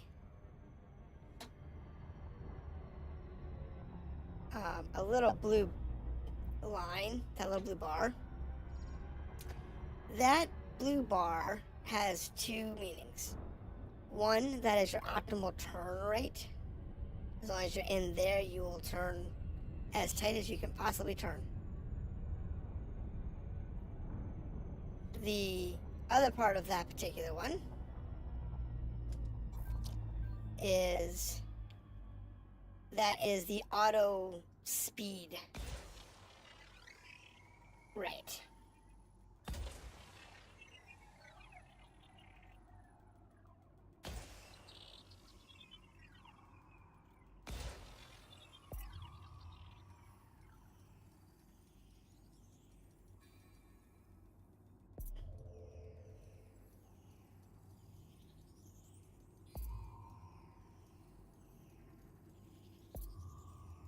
Surface scanned by 50%. Well, let's see if we can do this with our 7.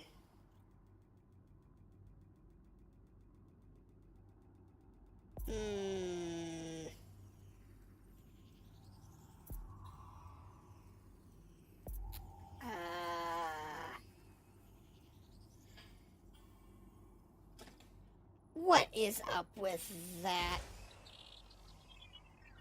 That is such rubbish. Bad aim. How fast have I traveled? I think the fastest I've gone Scan complete. was somewhere around.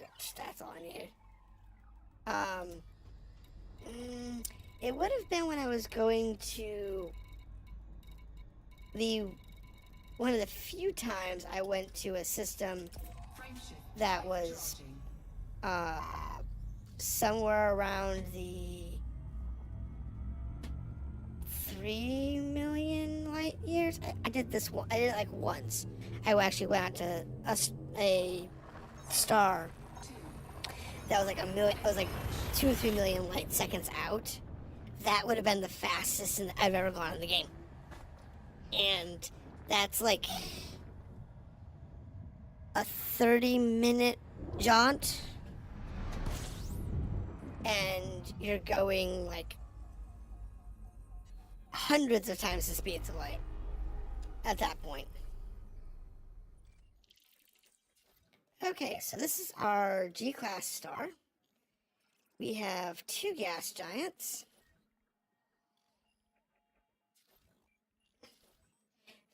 Okay, so this particular system is what we were looking for. This particular star system, somebody did a preliminary system scan and found these stars, and found this star system. Another person came through and actually scanned some of these stars, but they didn't actually scan any of the planets. Now, some of them have been mapped. Like this one here got mapped by somebody. But the rest of these have not been mapped. Well, this has been mapped and somebody landed on it. So weird. The weirdness people do. So this would actually be one of those that'd be a good one to do.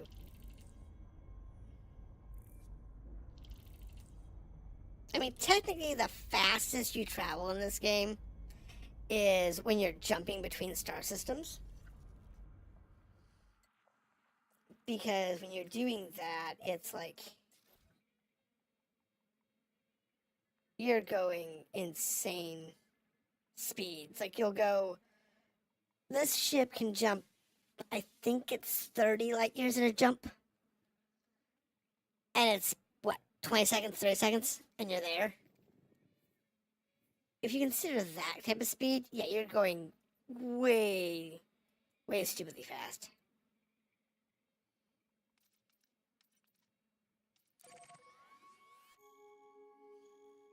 We're far enough out now, though, that we're going to start finding star systems that are unmapped.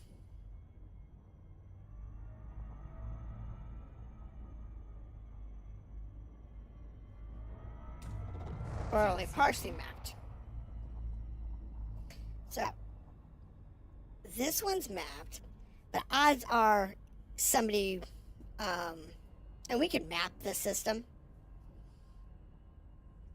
the planetary mapping, but I want to try and find something that's blank, if we can. Why? Because that's more fun. Because then you get your name on the whole star system. Frameshift drive charging.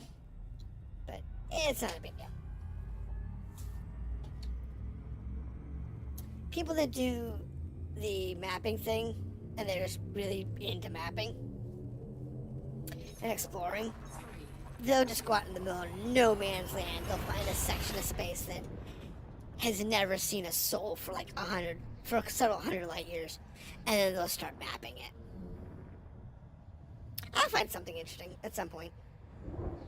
We're far enough out now that we're starting to get systems where people have only done partial mappings, so that's usually a good sign. System scan complete. This is 4 stars. Fuel scooping complete. So this is a quad star system.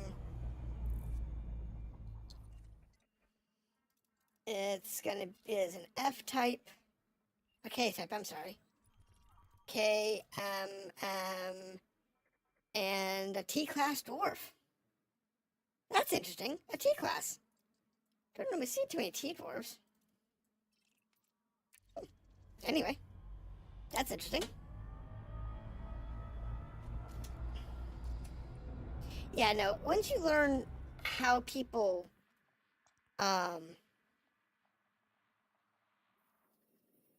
map in this game,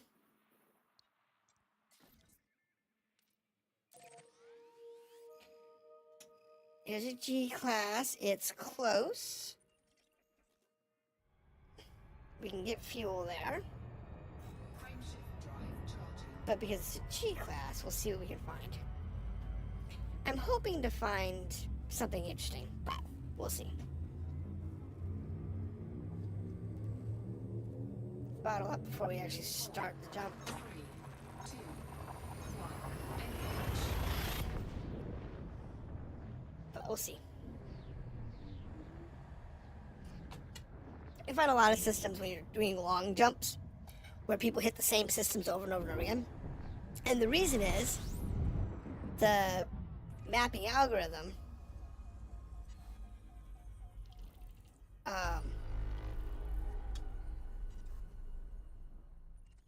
will use the same systems over and over again.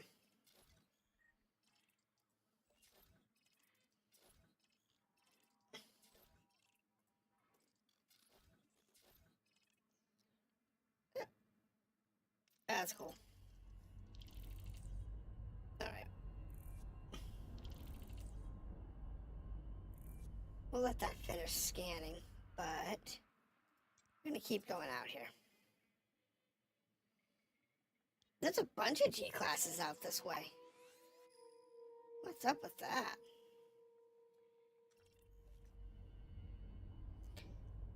I mean, not that I'm minding. G classes are cool and all.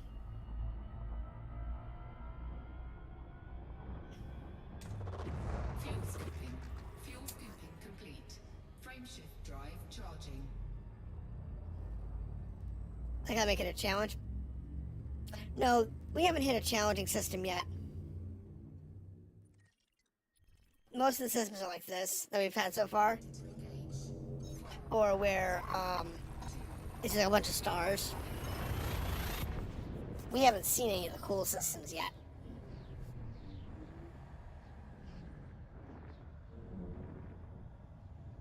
I'm hoping to find a cool system.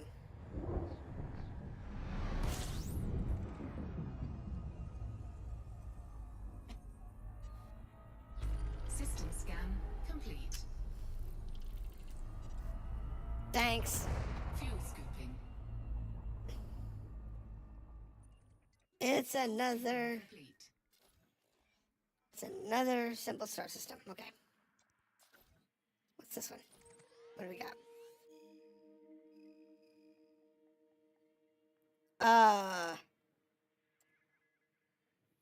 What?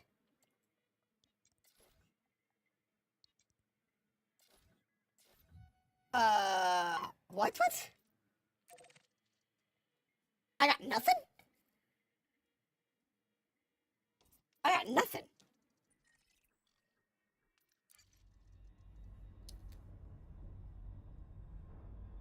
I don't even know what we're targeting.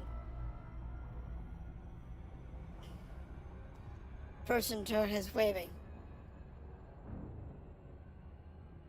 Alright. I have no clue what this one is. Frameshift drive charging. We have gas. We're jumping into the unknown. I think we're finally far enough outside of mapped range to not even know what things are anymore. 4, 3, 2, 1. Give me something cool. Let's go for a cool star. Come on, baby. It is exciting.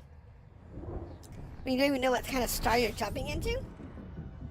Alright, it looks like a F or a K. Complete. What do we got? This Tatari system, this particular planet, through the star.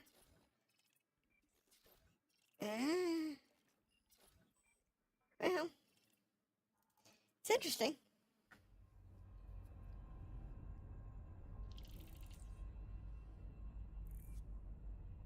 The only thing that's in here is a couple of asteroid belts. That wasn't fun. It's cool though. It's kind of nice not knowing what you're jumping into. Okay, so this one here is an M and an L.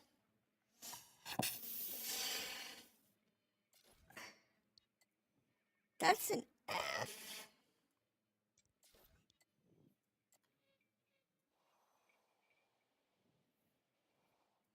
Let's go down.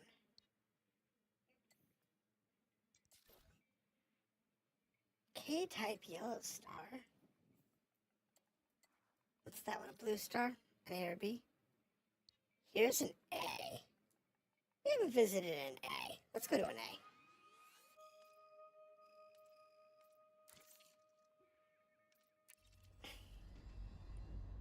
Let's do that. We haven't done it. Okay, so this one we can actually see its blue tinge from here. Frameshift drive charging. I will warn you, it's an A class is brighter than the B class, so it will be bright.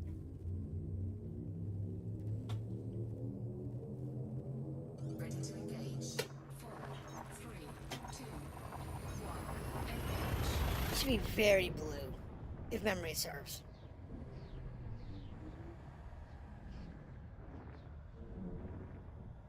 Right, your sunglasses. Oh, it's very white. I'm sorry. This is the more white star. 29 bodies with a... Really? No way. Did not expect 29 bodies around a Class A star. We've got 5 gas giants.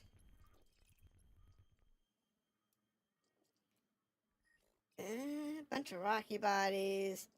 Bunch of ice bodies. Most are landable. Some got atmospheres. Interesting.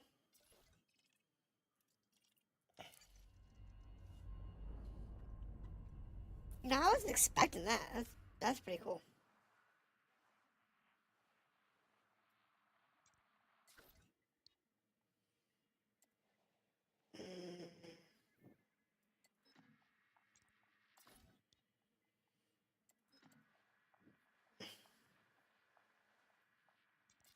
What do we got? Anything good?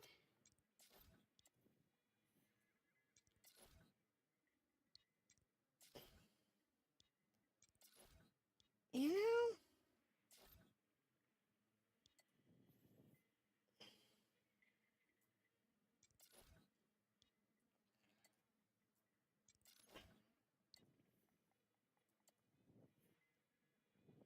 That's got 3 stars to it. It's got 5.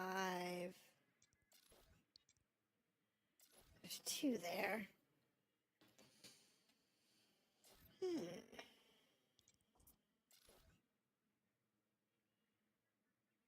G-type white star. This is odd. Alright, let's try this one.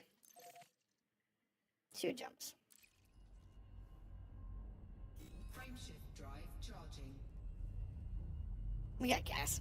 We're good. Can't charge on a Class A though.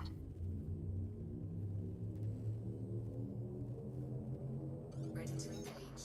3, 2, 1. Engage. But you can fuel on a gas house A. Huh, didn't know that. Thought they were too intense.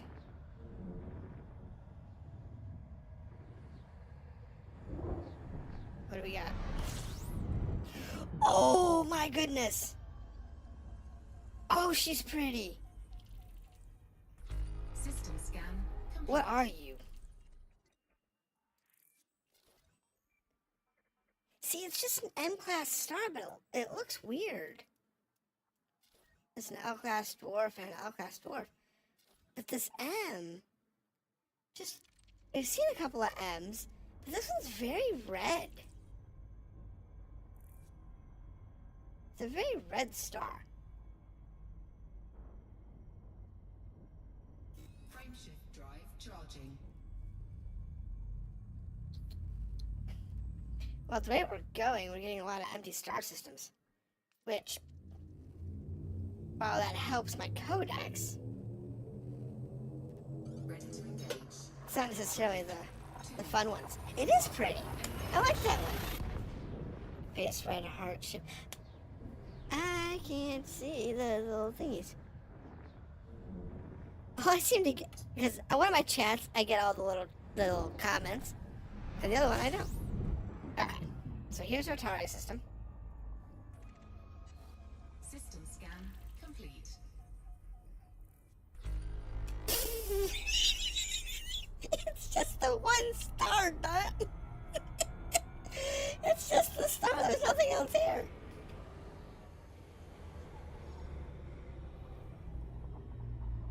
I don't think I can scoop this star.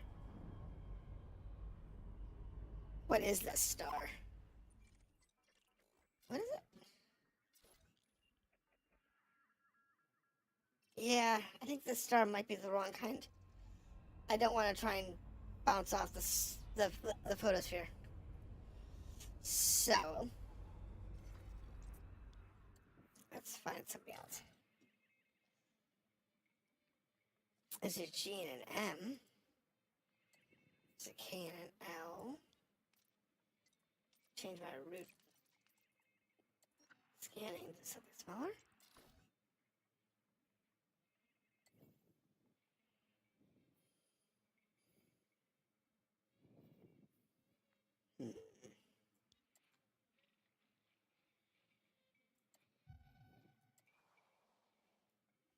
I'm going down. I don't know why. Going down today. M-O-V... M-O-V-Z. I don't know what that means. Let's go check it out.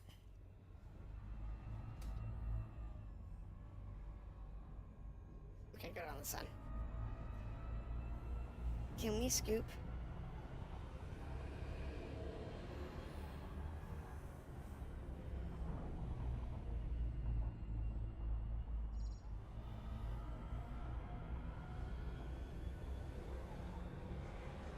No. Frameshift drive charging. It's fine. We'll be good. Why does it sound like I've got my heat? I am overheating. Engage.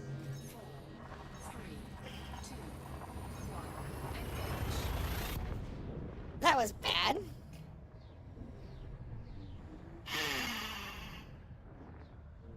I knew that would probably happen.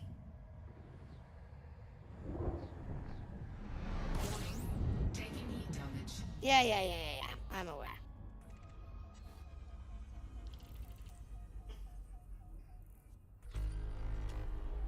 What do we got?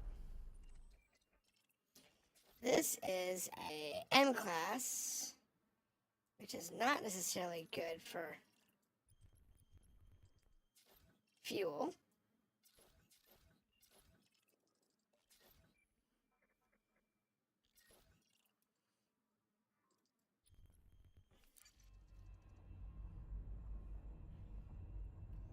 What else we got?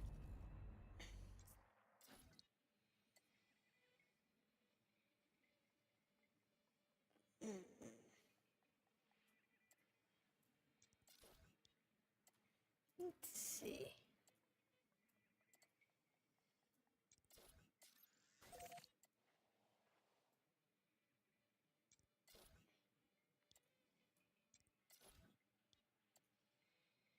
K type.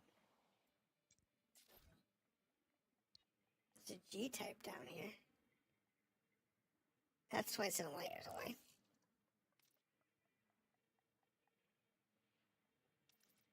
Oh. Yeah, speed jumps. We'll take the scenic route.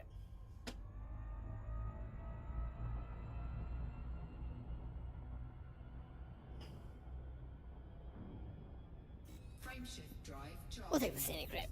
What the hey?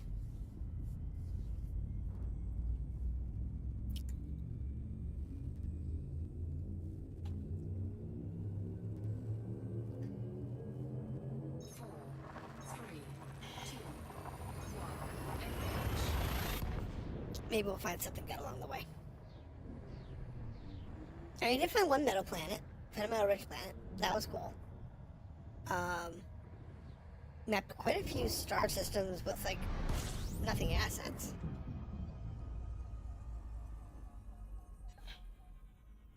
System scan complete. Thanks. More stars. This is a K class. We can fuel it. We can get fuel here. Fuel scooping. I know we can fuel off a K.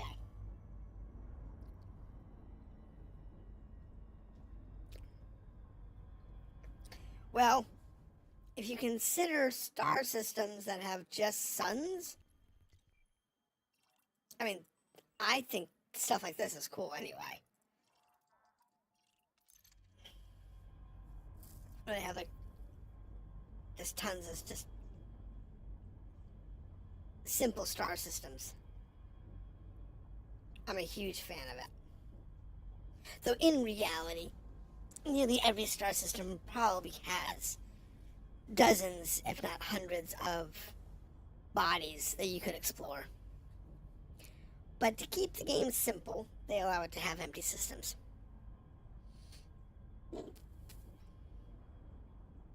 And like I went to the Sol system, so where Earth is, in the game the other day, and it only registers like 46 bodies, I think it is. 46.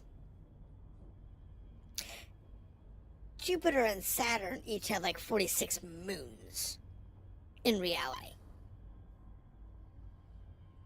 But to keep the game size reasonable, they limit the number of bodies, I think, to 50. So the total number of objects in the solar system. Fuel scooping complete. Frameshift drive charging. And then like the planets and stuff are dynamically generated. So you don't have to worry about it. We have heat. Ready to engage. All of a sudden I'm getting heat. 3, 2, 1. It's not gonna be too bad. We shouldn't overheat before we get that where we're going. Yeah, no, considering the game is really small by comparison, it's only like, I forget the install size. But the install size is really small by comparison to the actual amount of content. So we went out there to map these planets.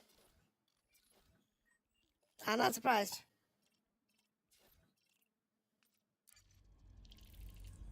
Okay, we'll just do our basic mapping. We could use a little bit of fuel.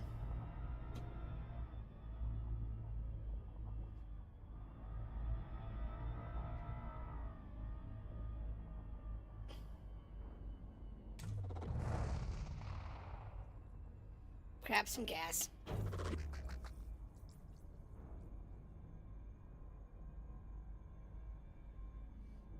What? Are we full? I think we're full. Frameshift drive charging.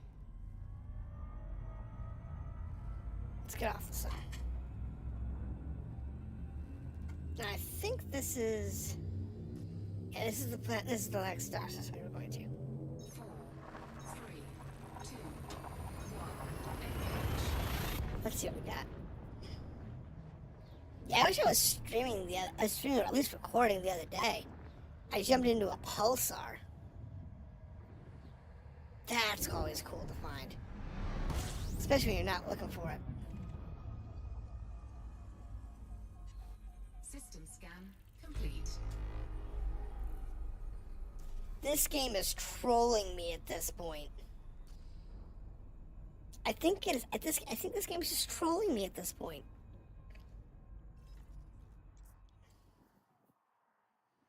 I do. I think it's just trolling me right now.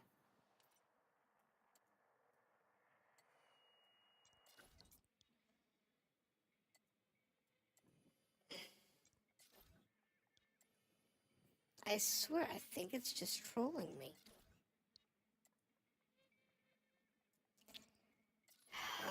Clever trolls.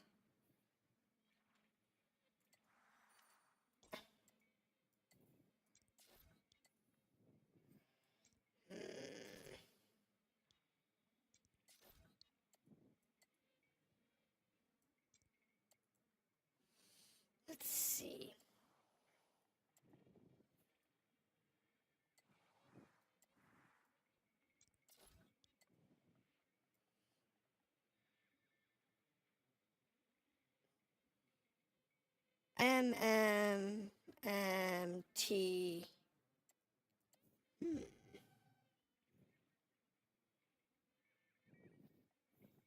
Quad star systems usually don't have anything in them.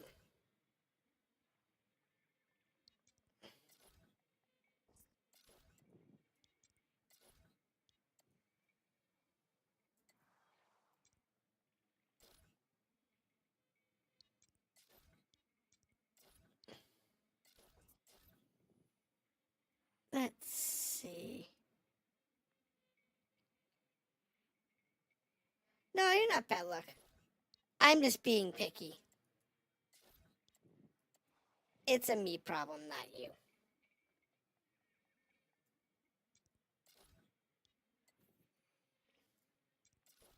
It is definitely a me problem.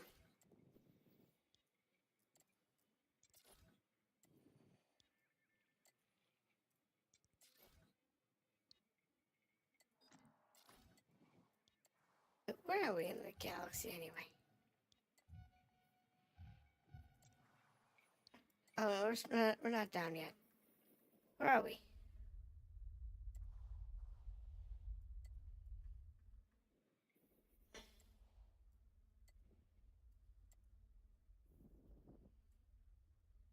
Really? We're down that far?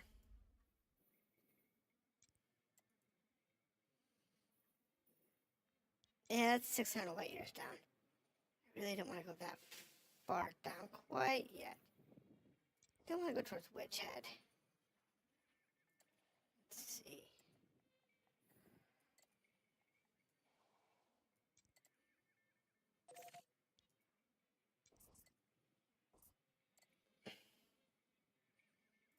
Random star system out in the middle of no man's land. Set us for optimal route. Recalculate. 13 jumps. Final destination is whatever I randomly chose. 2 Ks and an M. I guess that's as good as any for me.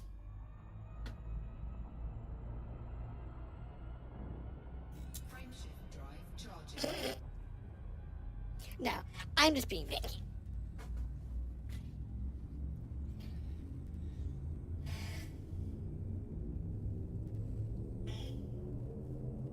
Four, three, two, one.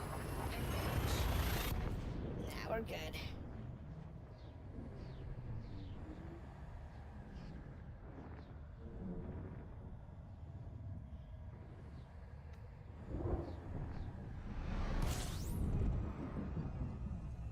This is like a pretty star system. Pretty empty. Scan complete. Told you it was gonna be empty. Like I said, this thing's just trolling.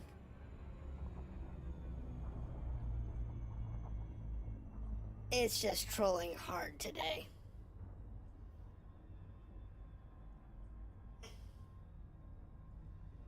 That's all there is to it. It's just trolling hard. Oh yeah, no. And, you know. And I'm kind of going out in the middle of no man's land intentionally for this. Complete. Frameshift drive charging. We're gonna go this way. Get us out of the photosphere. Ready to engage. 4, 3, 2, 1. Engage. Now, tomorrow what I'll probably do after stream is just fly back to civilization and then actually do some stuff around civilization for my next one.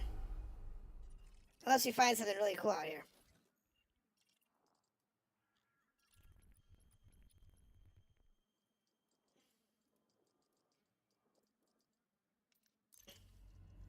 But then I might stick around out here. Fuel scooping. we'll have to wait and see.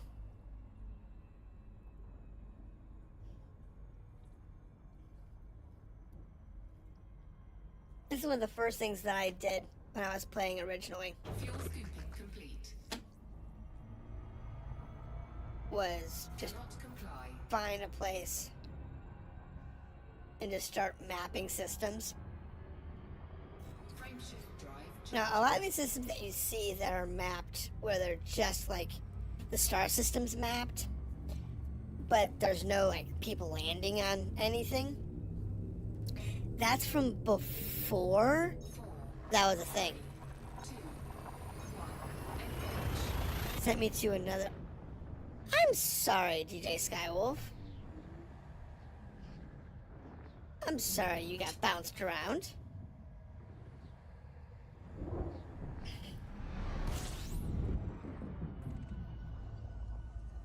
I hope you're enjoying hanging out with the rest of us.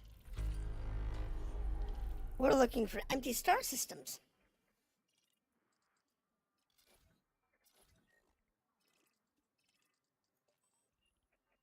Silver Wolf Girl. I actually know him. Believe it or not. I actually know that player.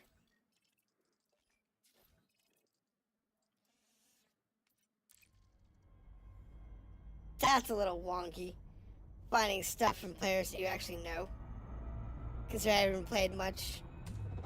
And I haven't really been paying attention to Elite Dangerous for a couple years. It's like I actually know that one.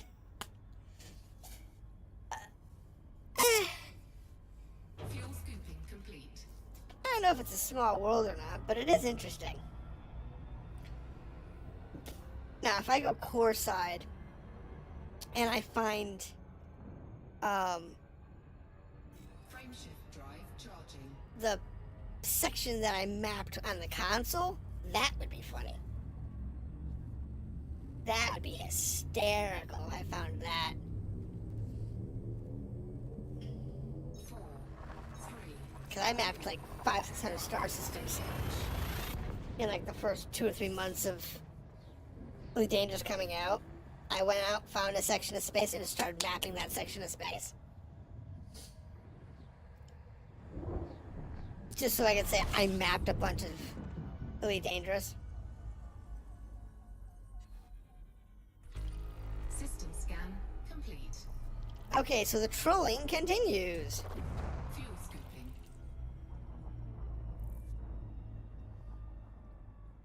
What have we got? What are that? This is unusual. Normally, you don't go to this. You don't end up down here. Normally, you start stop. Complete. So, M class. Looks like all 3 M classes. Yeah, 3 M classes. Frameshift drive charging. I know, right? It's being mean.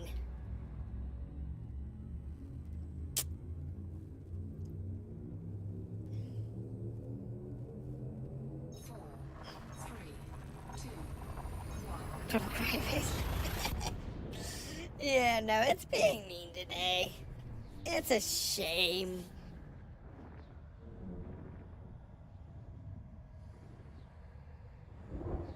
I mean, to be fair, Elite Dangerous is not my normal game. I normally play, RPGs. Fuel scooping. That is my normal MO.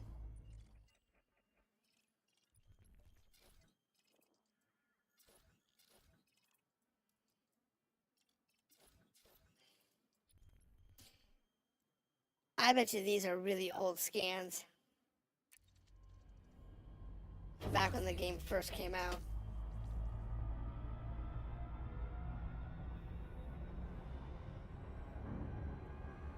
I'm good. That's good. Frameshift drive charging. What helps is the fact that I'm not doing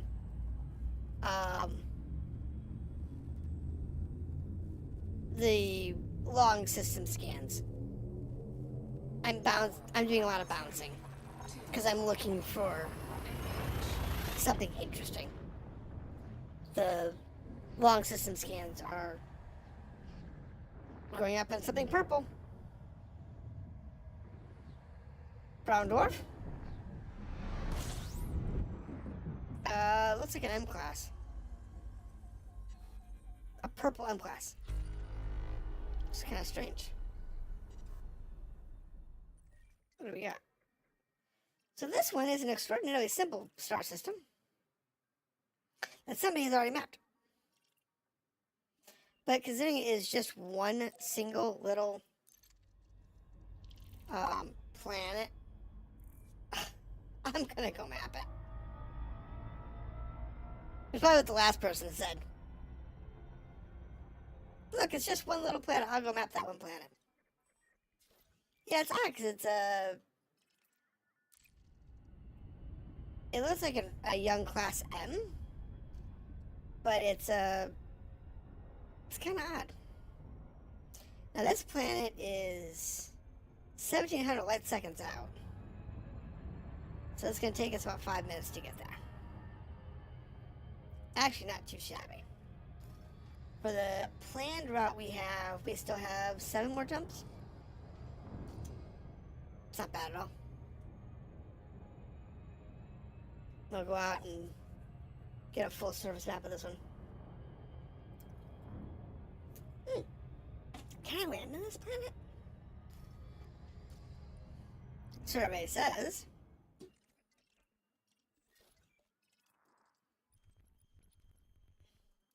It's got an atmosphere. I don't know.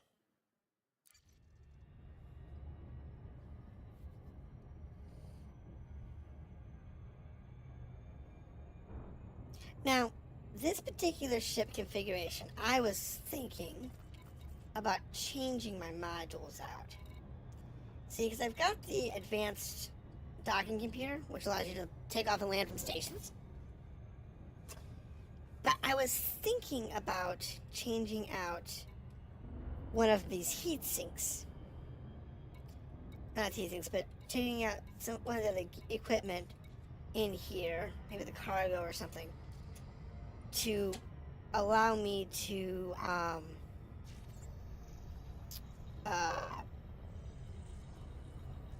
autopilot these long drives. Because an autopilot for Super Cruise. System scan complete. So that gives me the same system scan that the last guy had. But we're gonna map. We're gonna get a mapping range. This one's relatively small.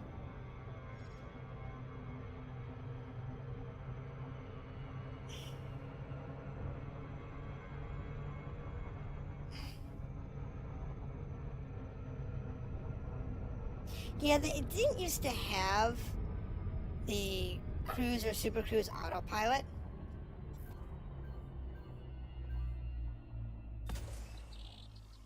It didn't used to be a thing.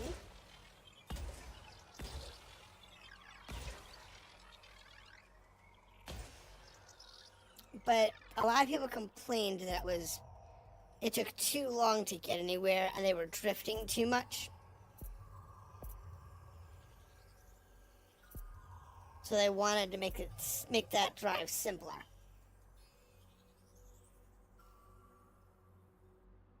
Thanks.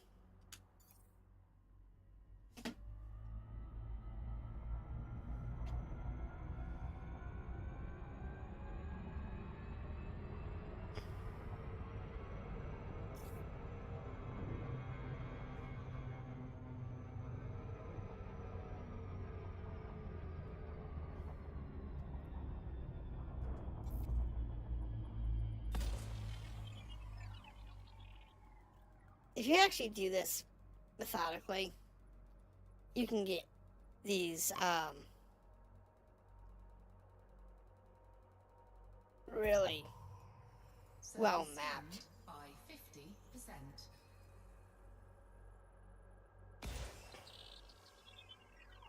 Because you can get it to where you don't have to worry about having overlapping zones, and you can get the mapping really good.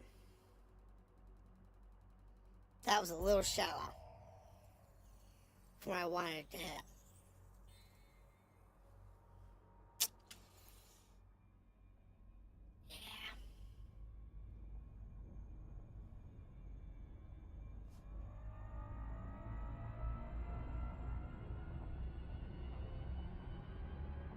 Gotta go on the backside of this planet.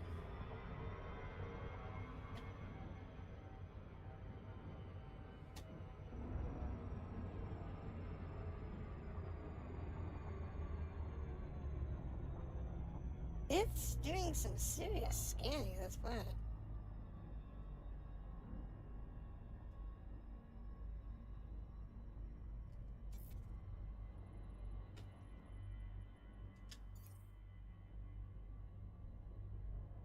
It's trying to scan this planet.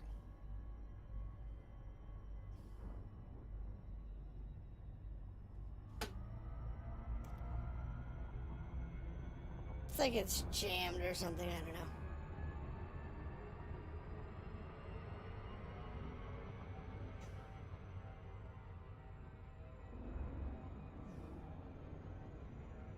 Let's get off the planet surface a little bit.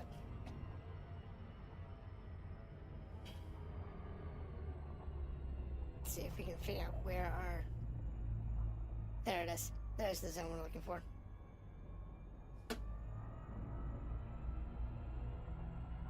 That's the section we're looking for over there.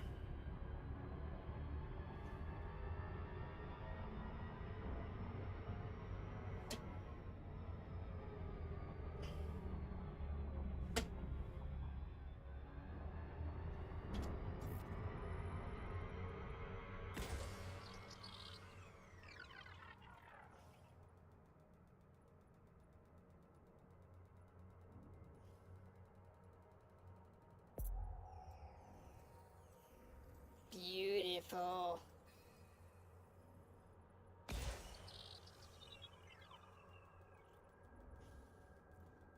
That was lovely. Nice arc. Gimme, gimme, gimme, good hit.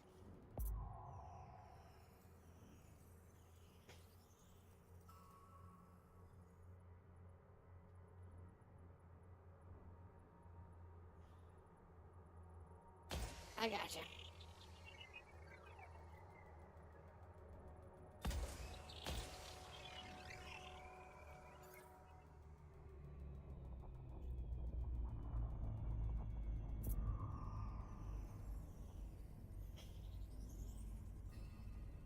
Alright, that's that section. Surface scan complete. Thank you.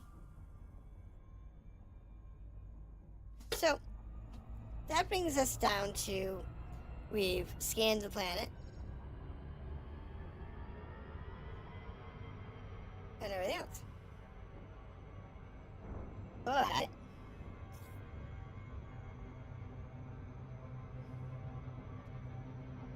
I only used like 13 probes for it.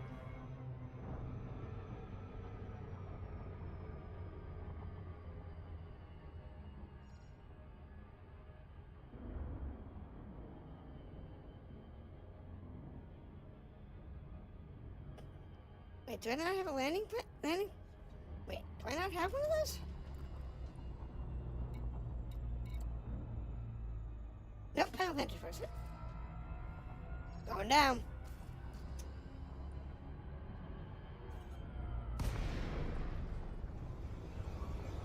We're on the dark side of the planet. Oh, that's bad.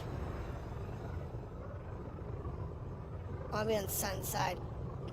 Frameshift drive charging. Hold on. Let me get back onto the sun side.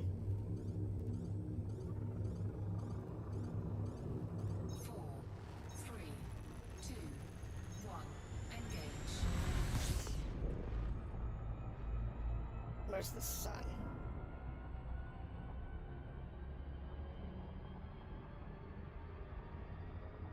There's the sun.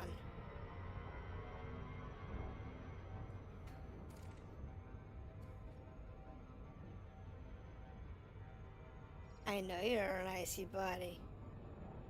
But can I land on you?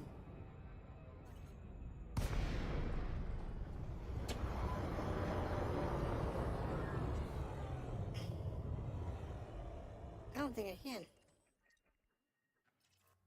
I think this one's unlandable.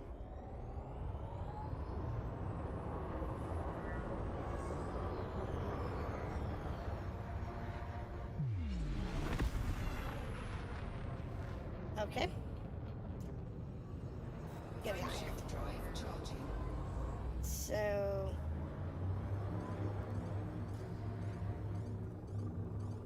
that sucked. I was gonna try to land on the planet.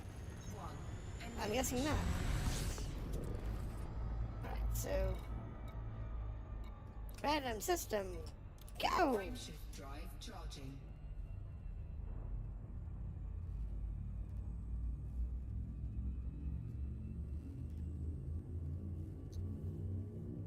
I have the atmospheric landing system, but Ready to engage. 3. I guess I can't land on that particular planet. 1. Engage. Can't land on all of them. They were going to do that, and then they quickly nixed it. They realized that in order to make all the planets landable, the bloat on the system would be insane.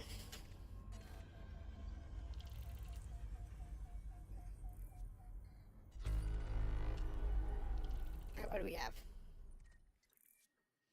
We have... that one's landable.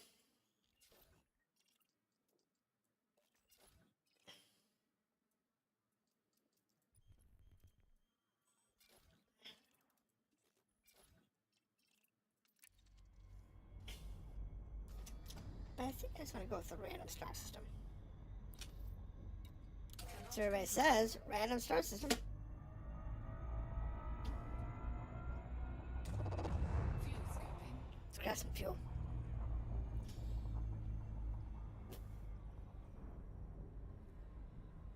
But mapping star systems is worth the most money. I don't think there is a... Fuel scooping complete.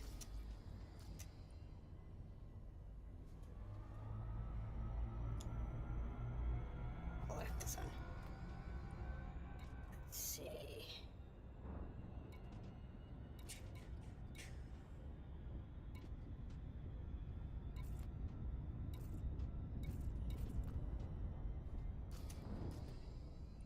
Frameshift drive charging. I don't know. There we go. Let's give this one a shot. 4. I don't even know where I'm going. 3. 2. 1. Engage. Last jump. Whatever this is, we're mapping it. Watch it be another troll.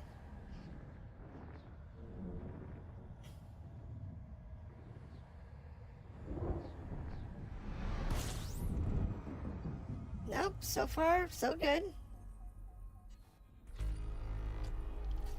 8 planetary bodies.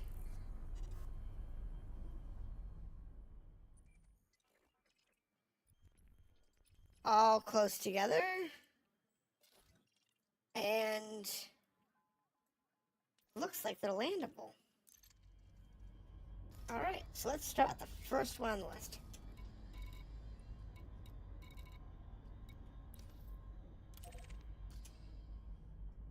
Eeny, meeny, miny, mo, pick the tiger by the toe. Where the planet gotta go. Fuel scooping. Fuel scoop disengaged.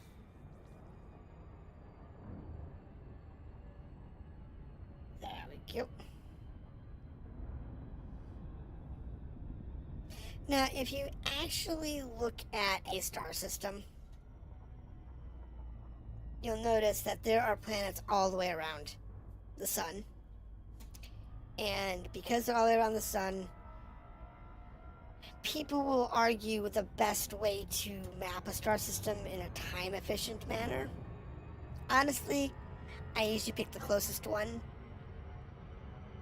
and just go to the closest, you know, usually go in a circle.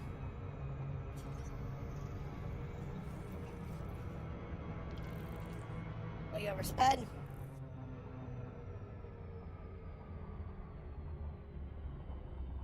Alright, let's get back to this one here. And if I remember right, I can actually land on this one. So,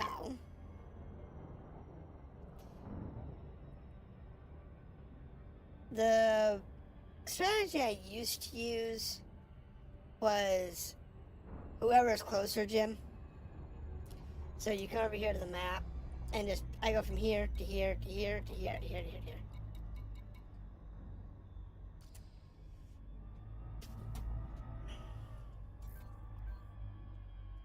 This is going to be on 4 probes. Oh, I know how to do this one. I can do this one, no problem. Watch this. Let's see if I can actually do it today.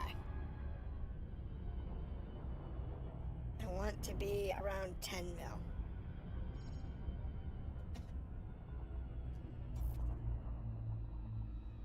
One, 2, 3, and 4. And we watch the ticker and see if I did it. See if I got it right.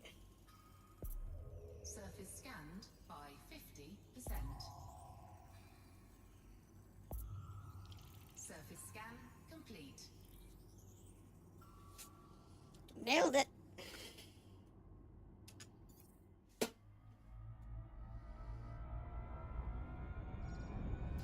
Let's go sun side.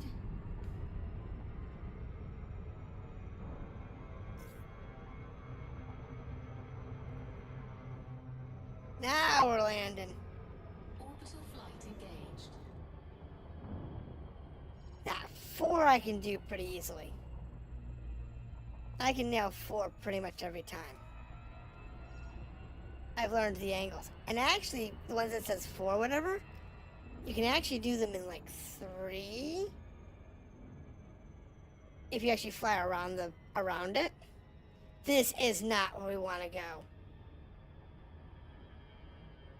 I do not want to fly into that. We'll go over to this Mare.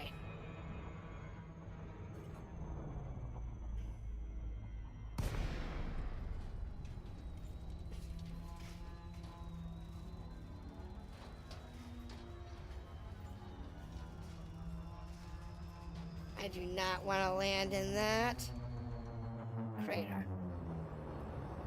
Alright, go this way.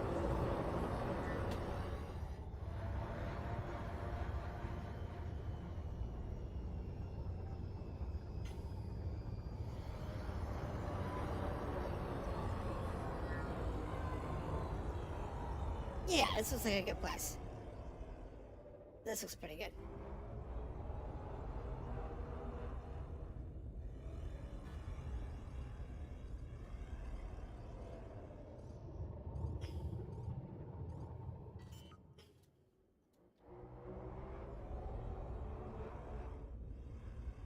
Landing gear deployed.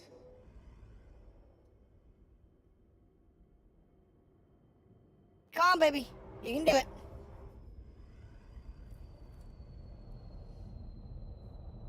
That's why I have the auto landing computer. Because these planets can be a mess to land on. Alright. So.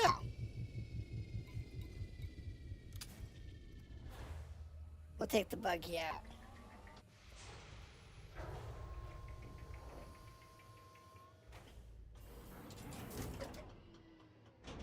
Now, to be fair, Warning. I have not driven this buggy since I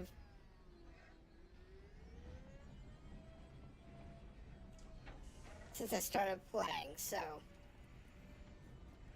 I might be a little rusty.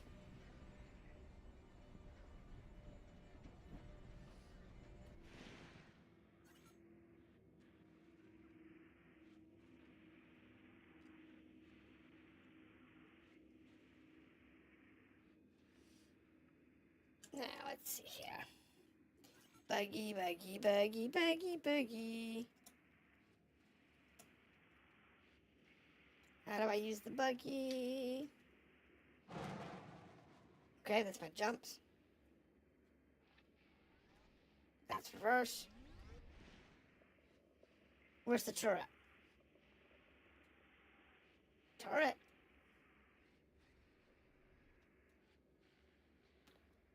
Turret?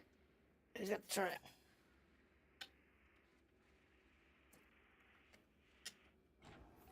There it is.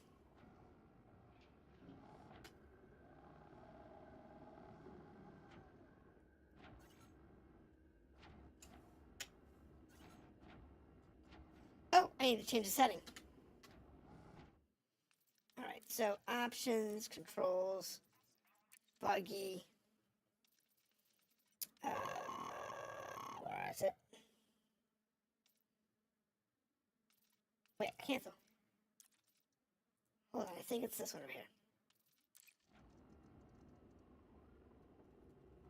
Nope, it's not. Okay, never mind. So, options, graphics, controls, SRV, and then I want switch mode. I need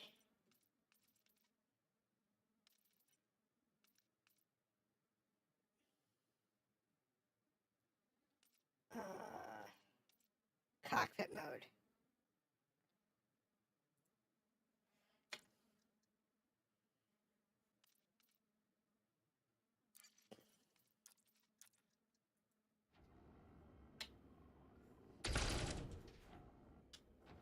Okay.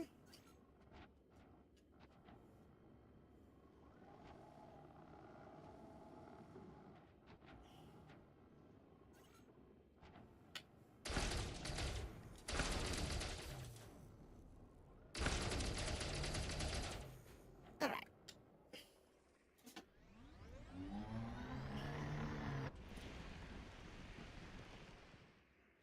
Okay.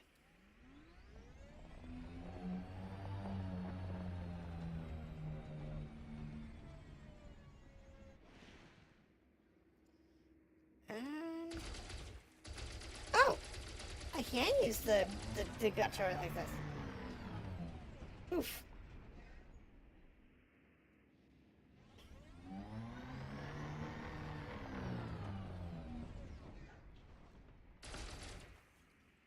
I believe that's breakable.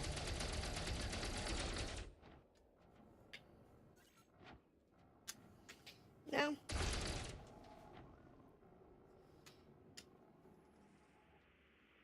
So, the buggy is one of those things that you can play on planets.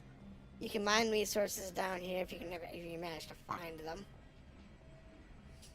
If you're in civilized space, you can come out here and go visit colonies and all kinds of cool stuff. No, it's not mineable. There's only certain types of rocks that are mineable, and you have to use your radar. Like the radar here. Is there anything on the radar other than my ship? Nope.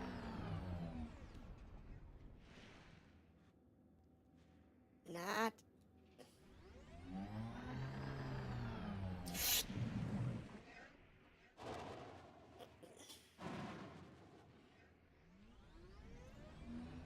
This thing has the acceleration of a weirdo. It takes several seconds to spin up.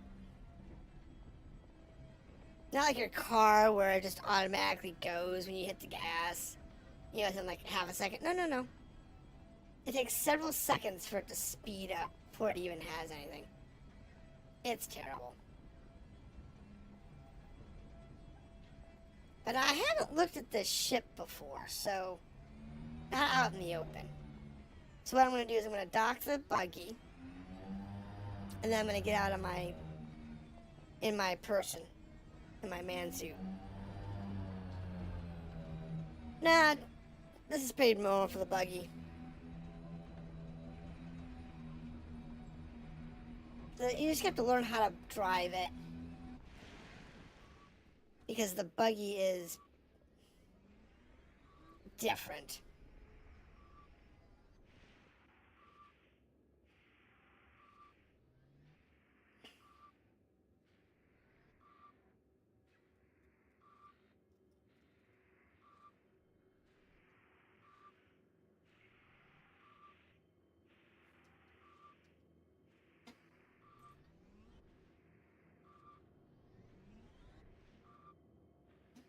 Wait, did I miss?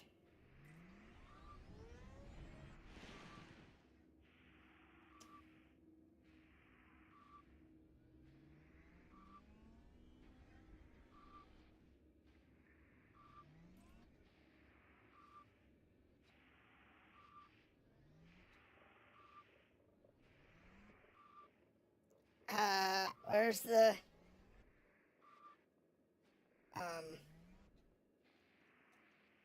This is not good.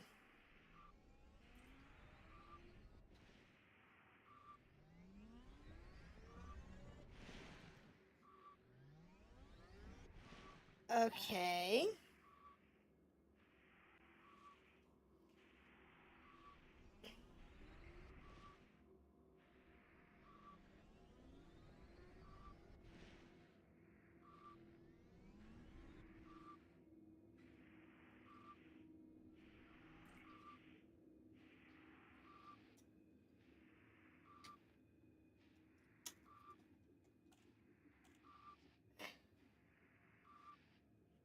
Alright, hold on. I think we're missing controls here.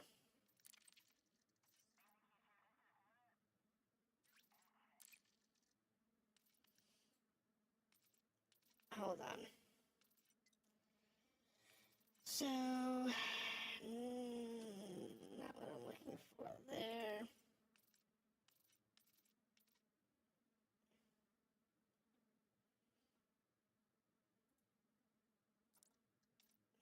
Mm-hmm.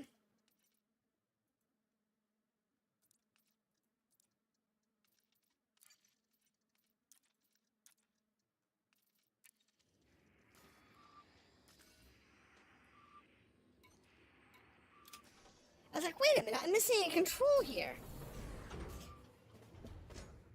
No, it's the first time I've used the buggy since I've gotten my HOTAS set up. Drive assist off. So it's a matter of getting the controls configured. However, we'll play with first person a little bit.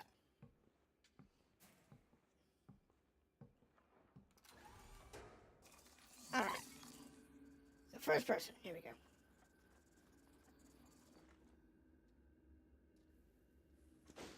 And this is the other one you want to do. You want to make sure you get out on the surface like this.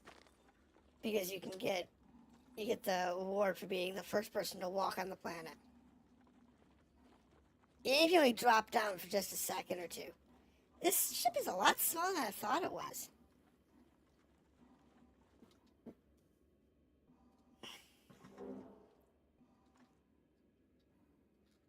A lot smaller than I thought it was. It's cool though. I'm a big fan of this ship. Don't get me wrong, I'm a huge fan of it. Now that I've actually used it for a while for exploration, I said it's not big, but it is a nice ship. Definitely a fan.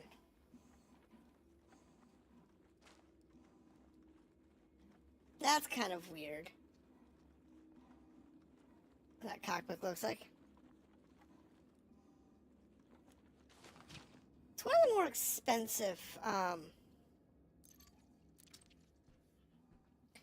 expensive, small ships. It's like 17 million, I think it was, for this one. But it is what it is. Now, I need to take off.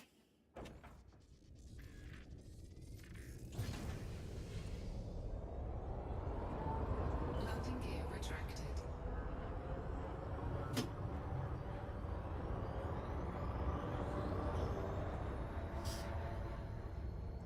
Now, what I used to do for these, I just go to the next one here.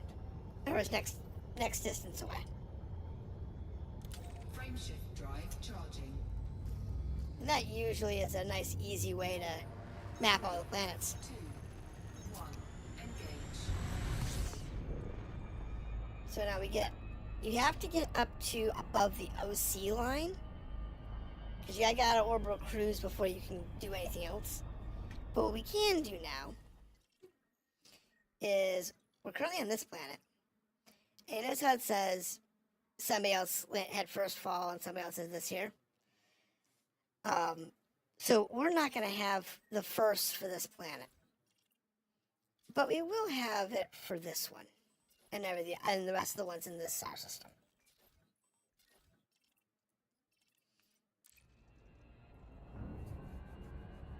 Just gotta climb up, get ourselves up in range, and ease yourself around the planet's surface. There she is.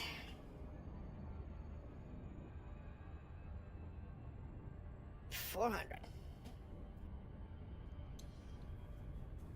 And then we'll just kind of scoot away around the solar system. Hit them all and call it a day. Now we got to this planet kind of late and whatnot. It's gonna take me a while. No, I might just... there's how many bodies in this system?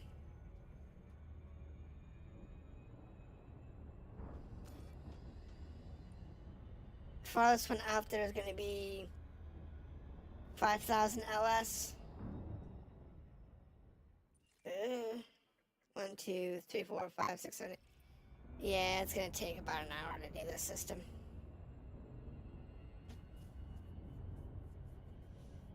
It's fine.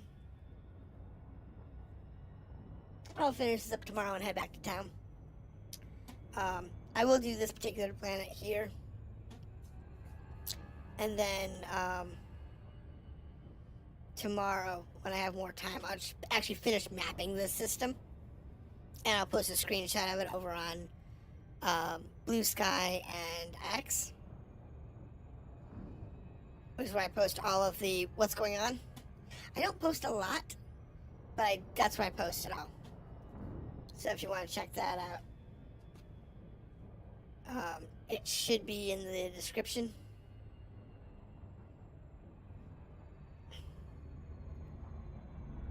But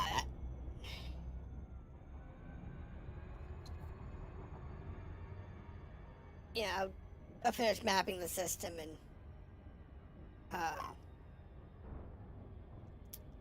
see what's going on here.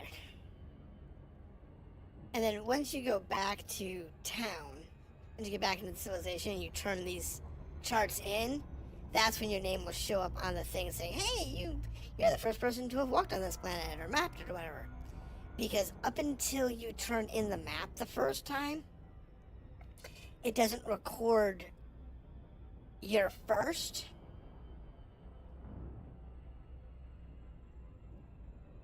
It'll just say you did the thing, or you used to. I don't think it does anymore.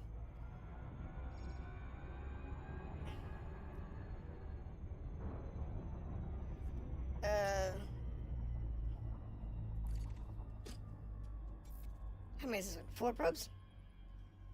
Alright. So, this one's 4, so we definitely want to get into around our 10K mark. Drop 1 there. I'm gonna drop 1 there.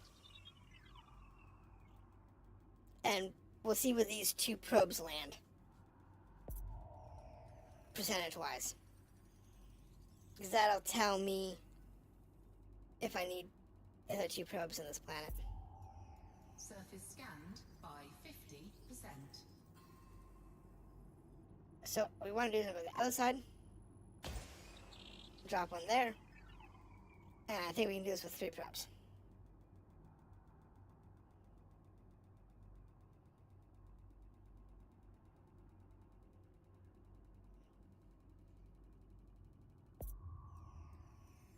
There she goes. Complete.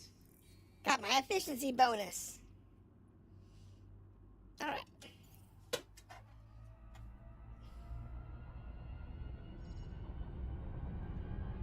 And this one is actually a pretty cool planet. It's another icy body. We are going way too fast.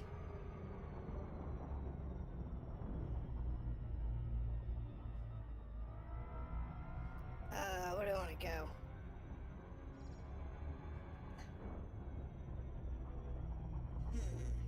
Orbital flight engaged. Let's go towards that lake-ish area. Kind of dig that. I may not dig it when I get in there, though. Oh, hell no! Let's overshoot that. That looks deadly.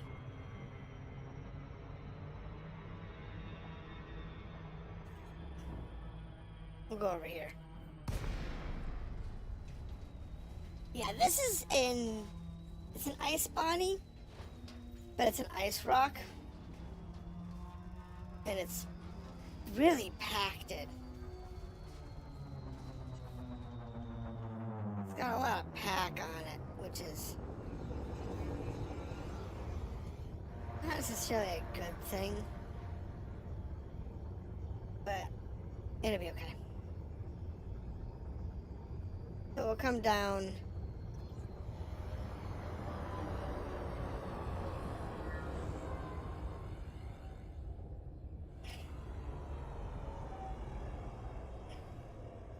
Level off. And land.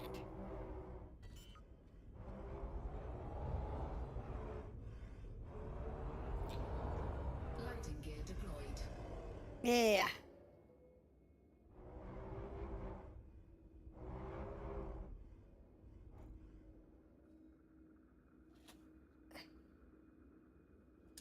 Yeah, I know it's unstable.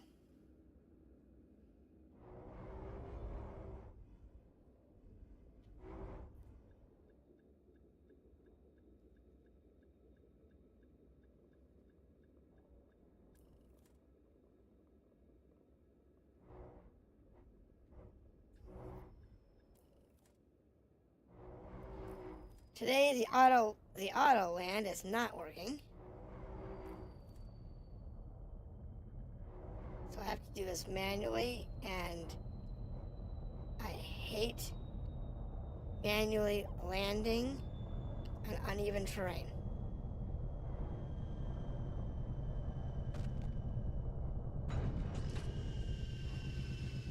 Always makes me nervous.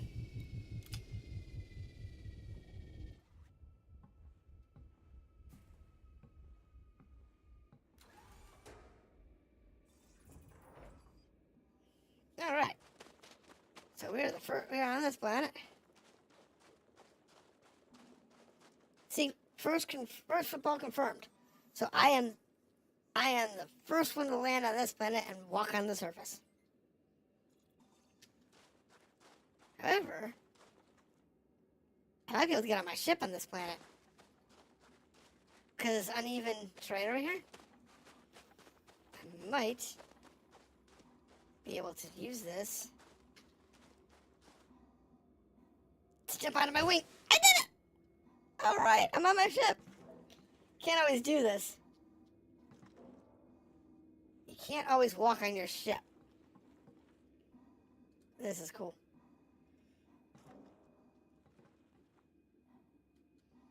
As I said, this is a tiny little ship. But it's a nice one. I like it.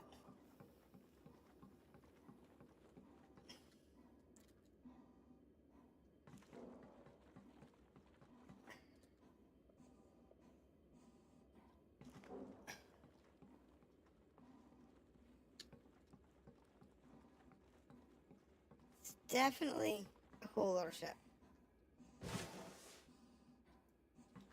I didn't want to do that. I just wanted to not hit the ground.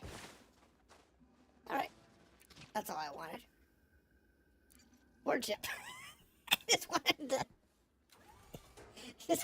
check out the ship because I could. Alright, so I'm going to stop here for tonight. I'll finish mapping the rest of this star system later. But if we look at the star system on the map, for this planet, see, here's us.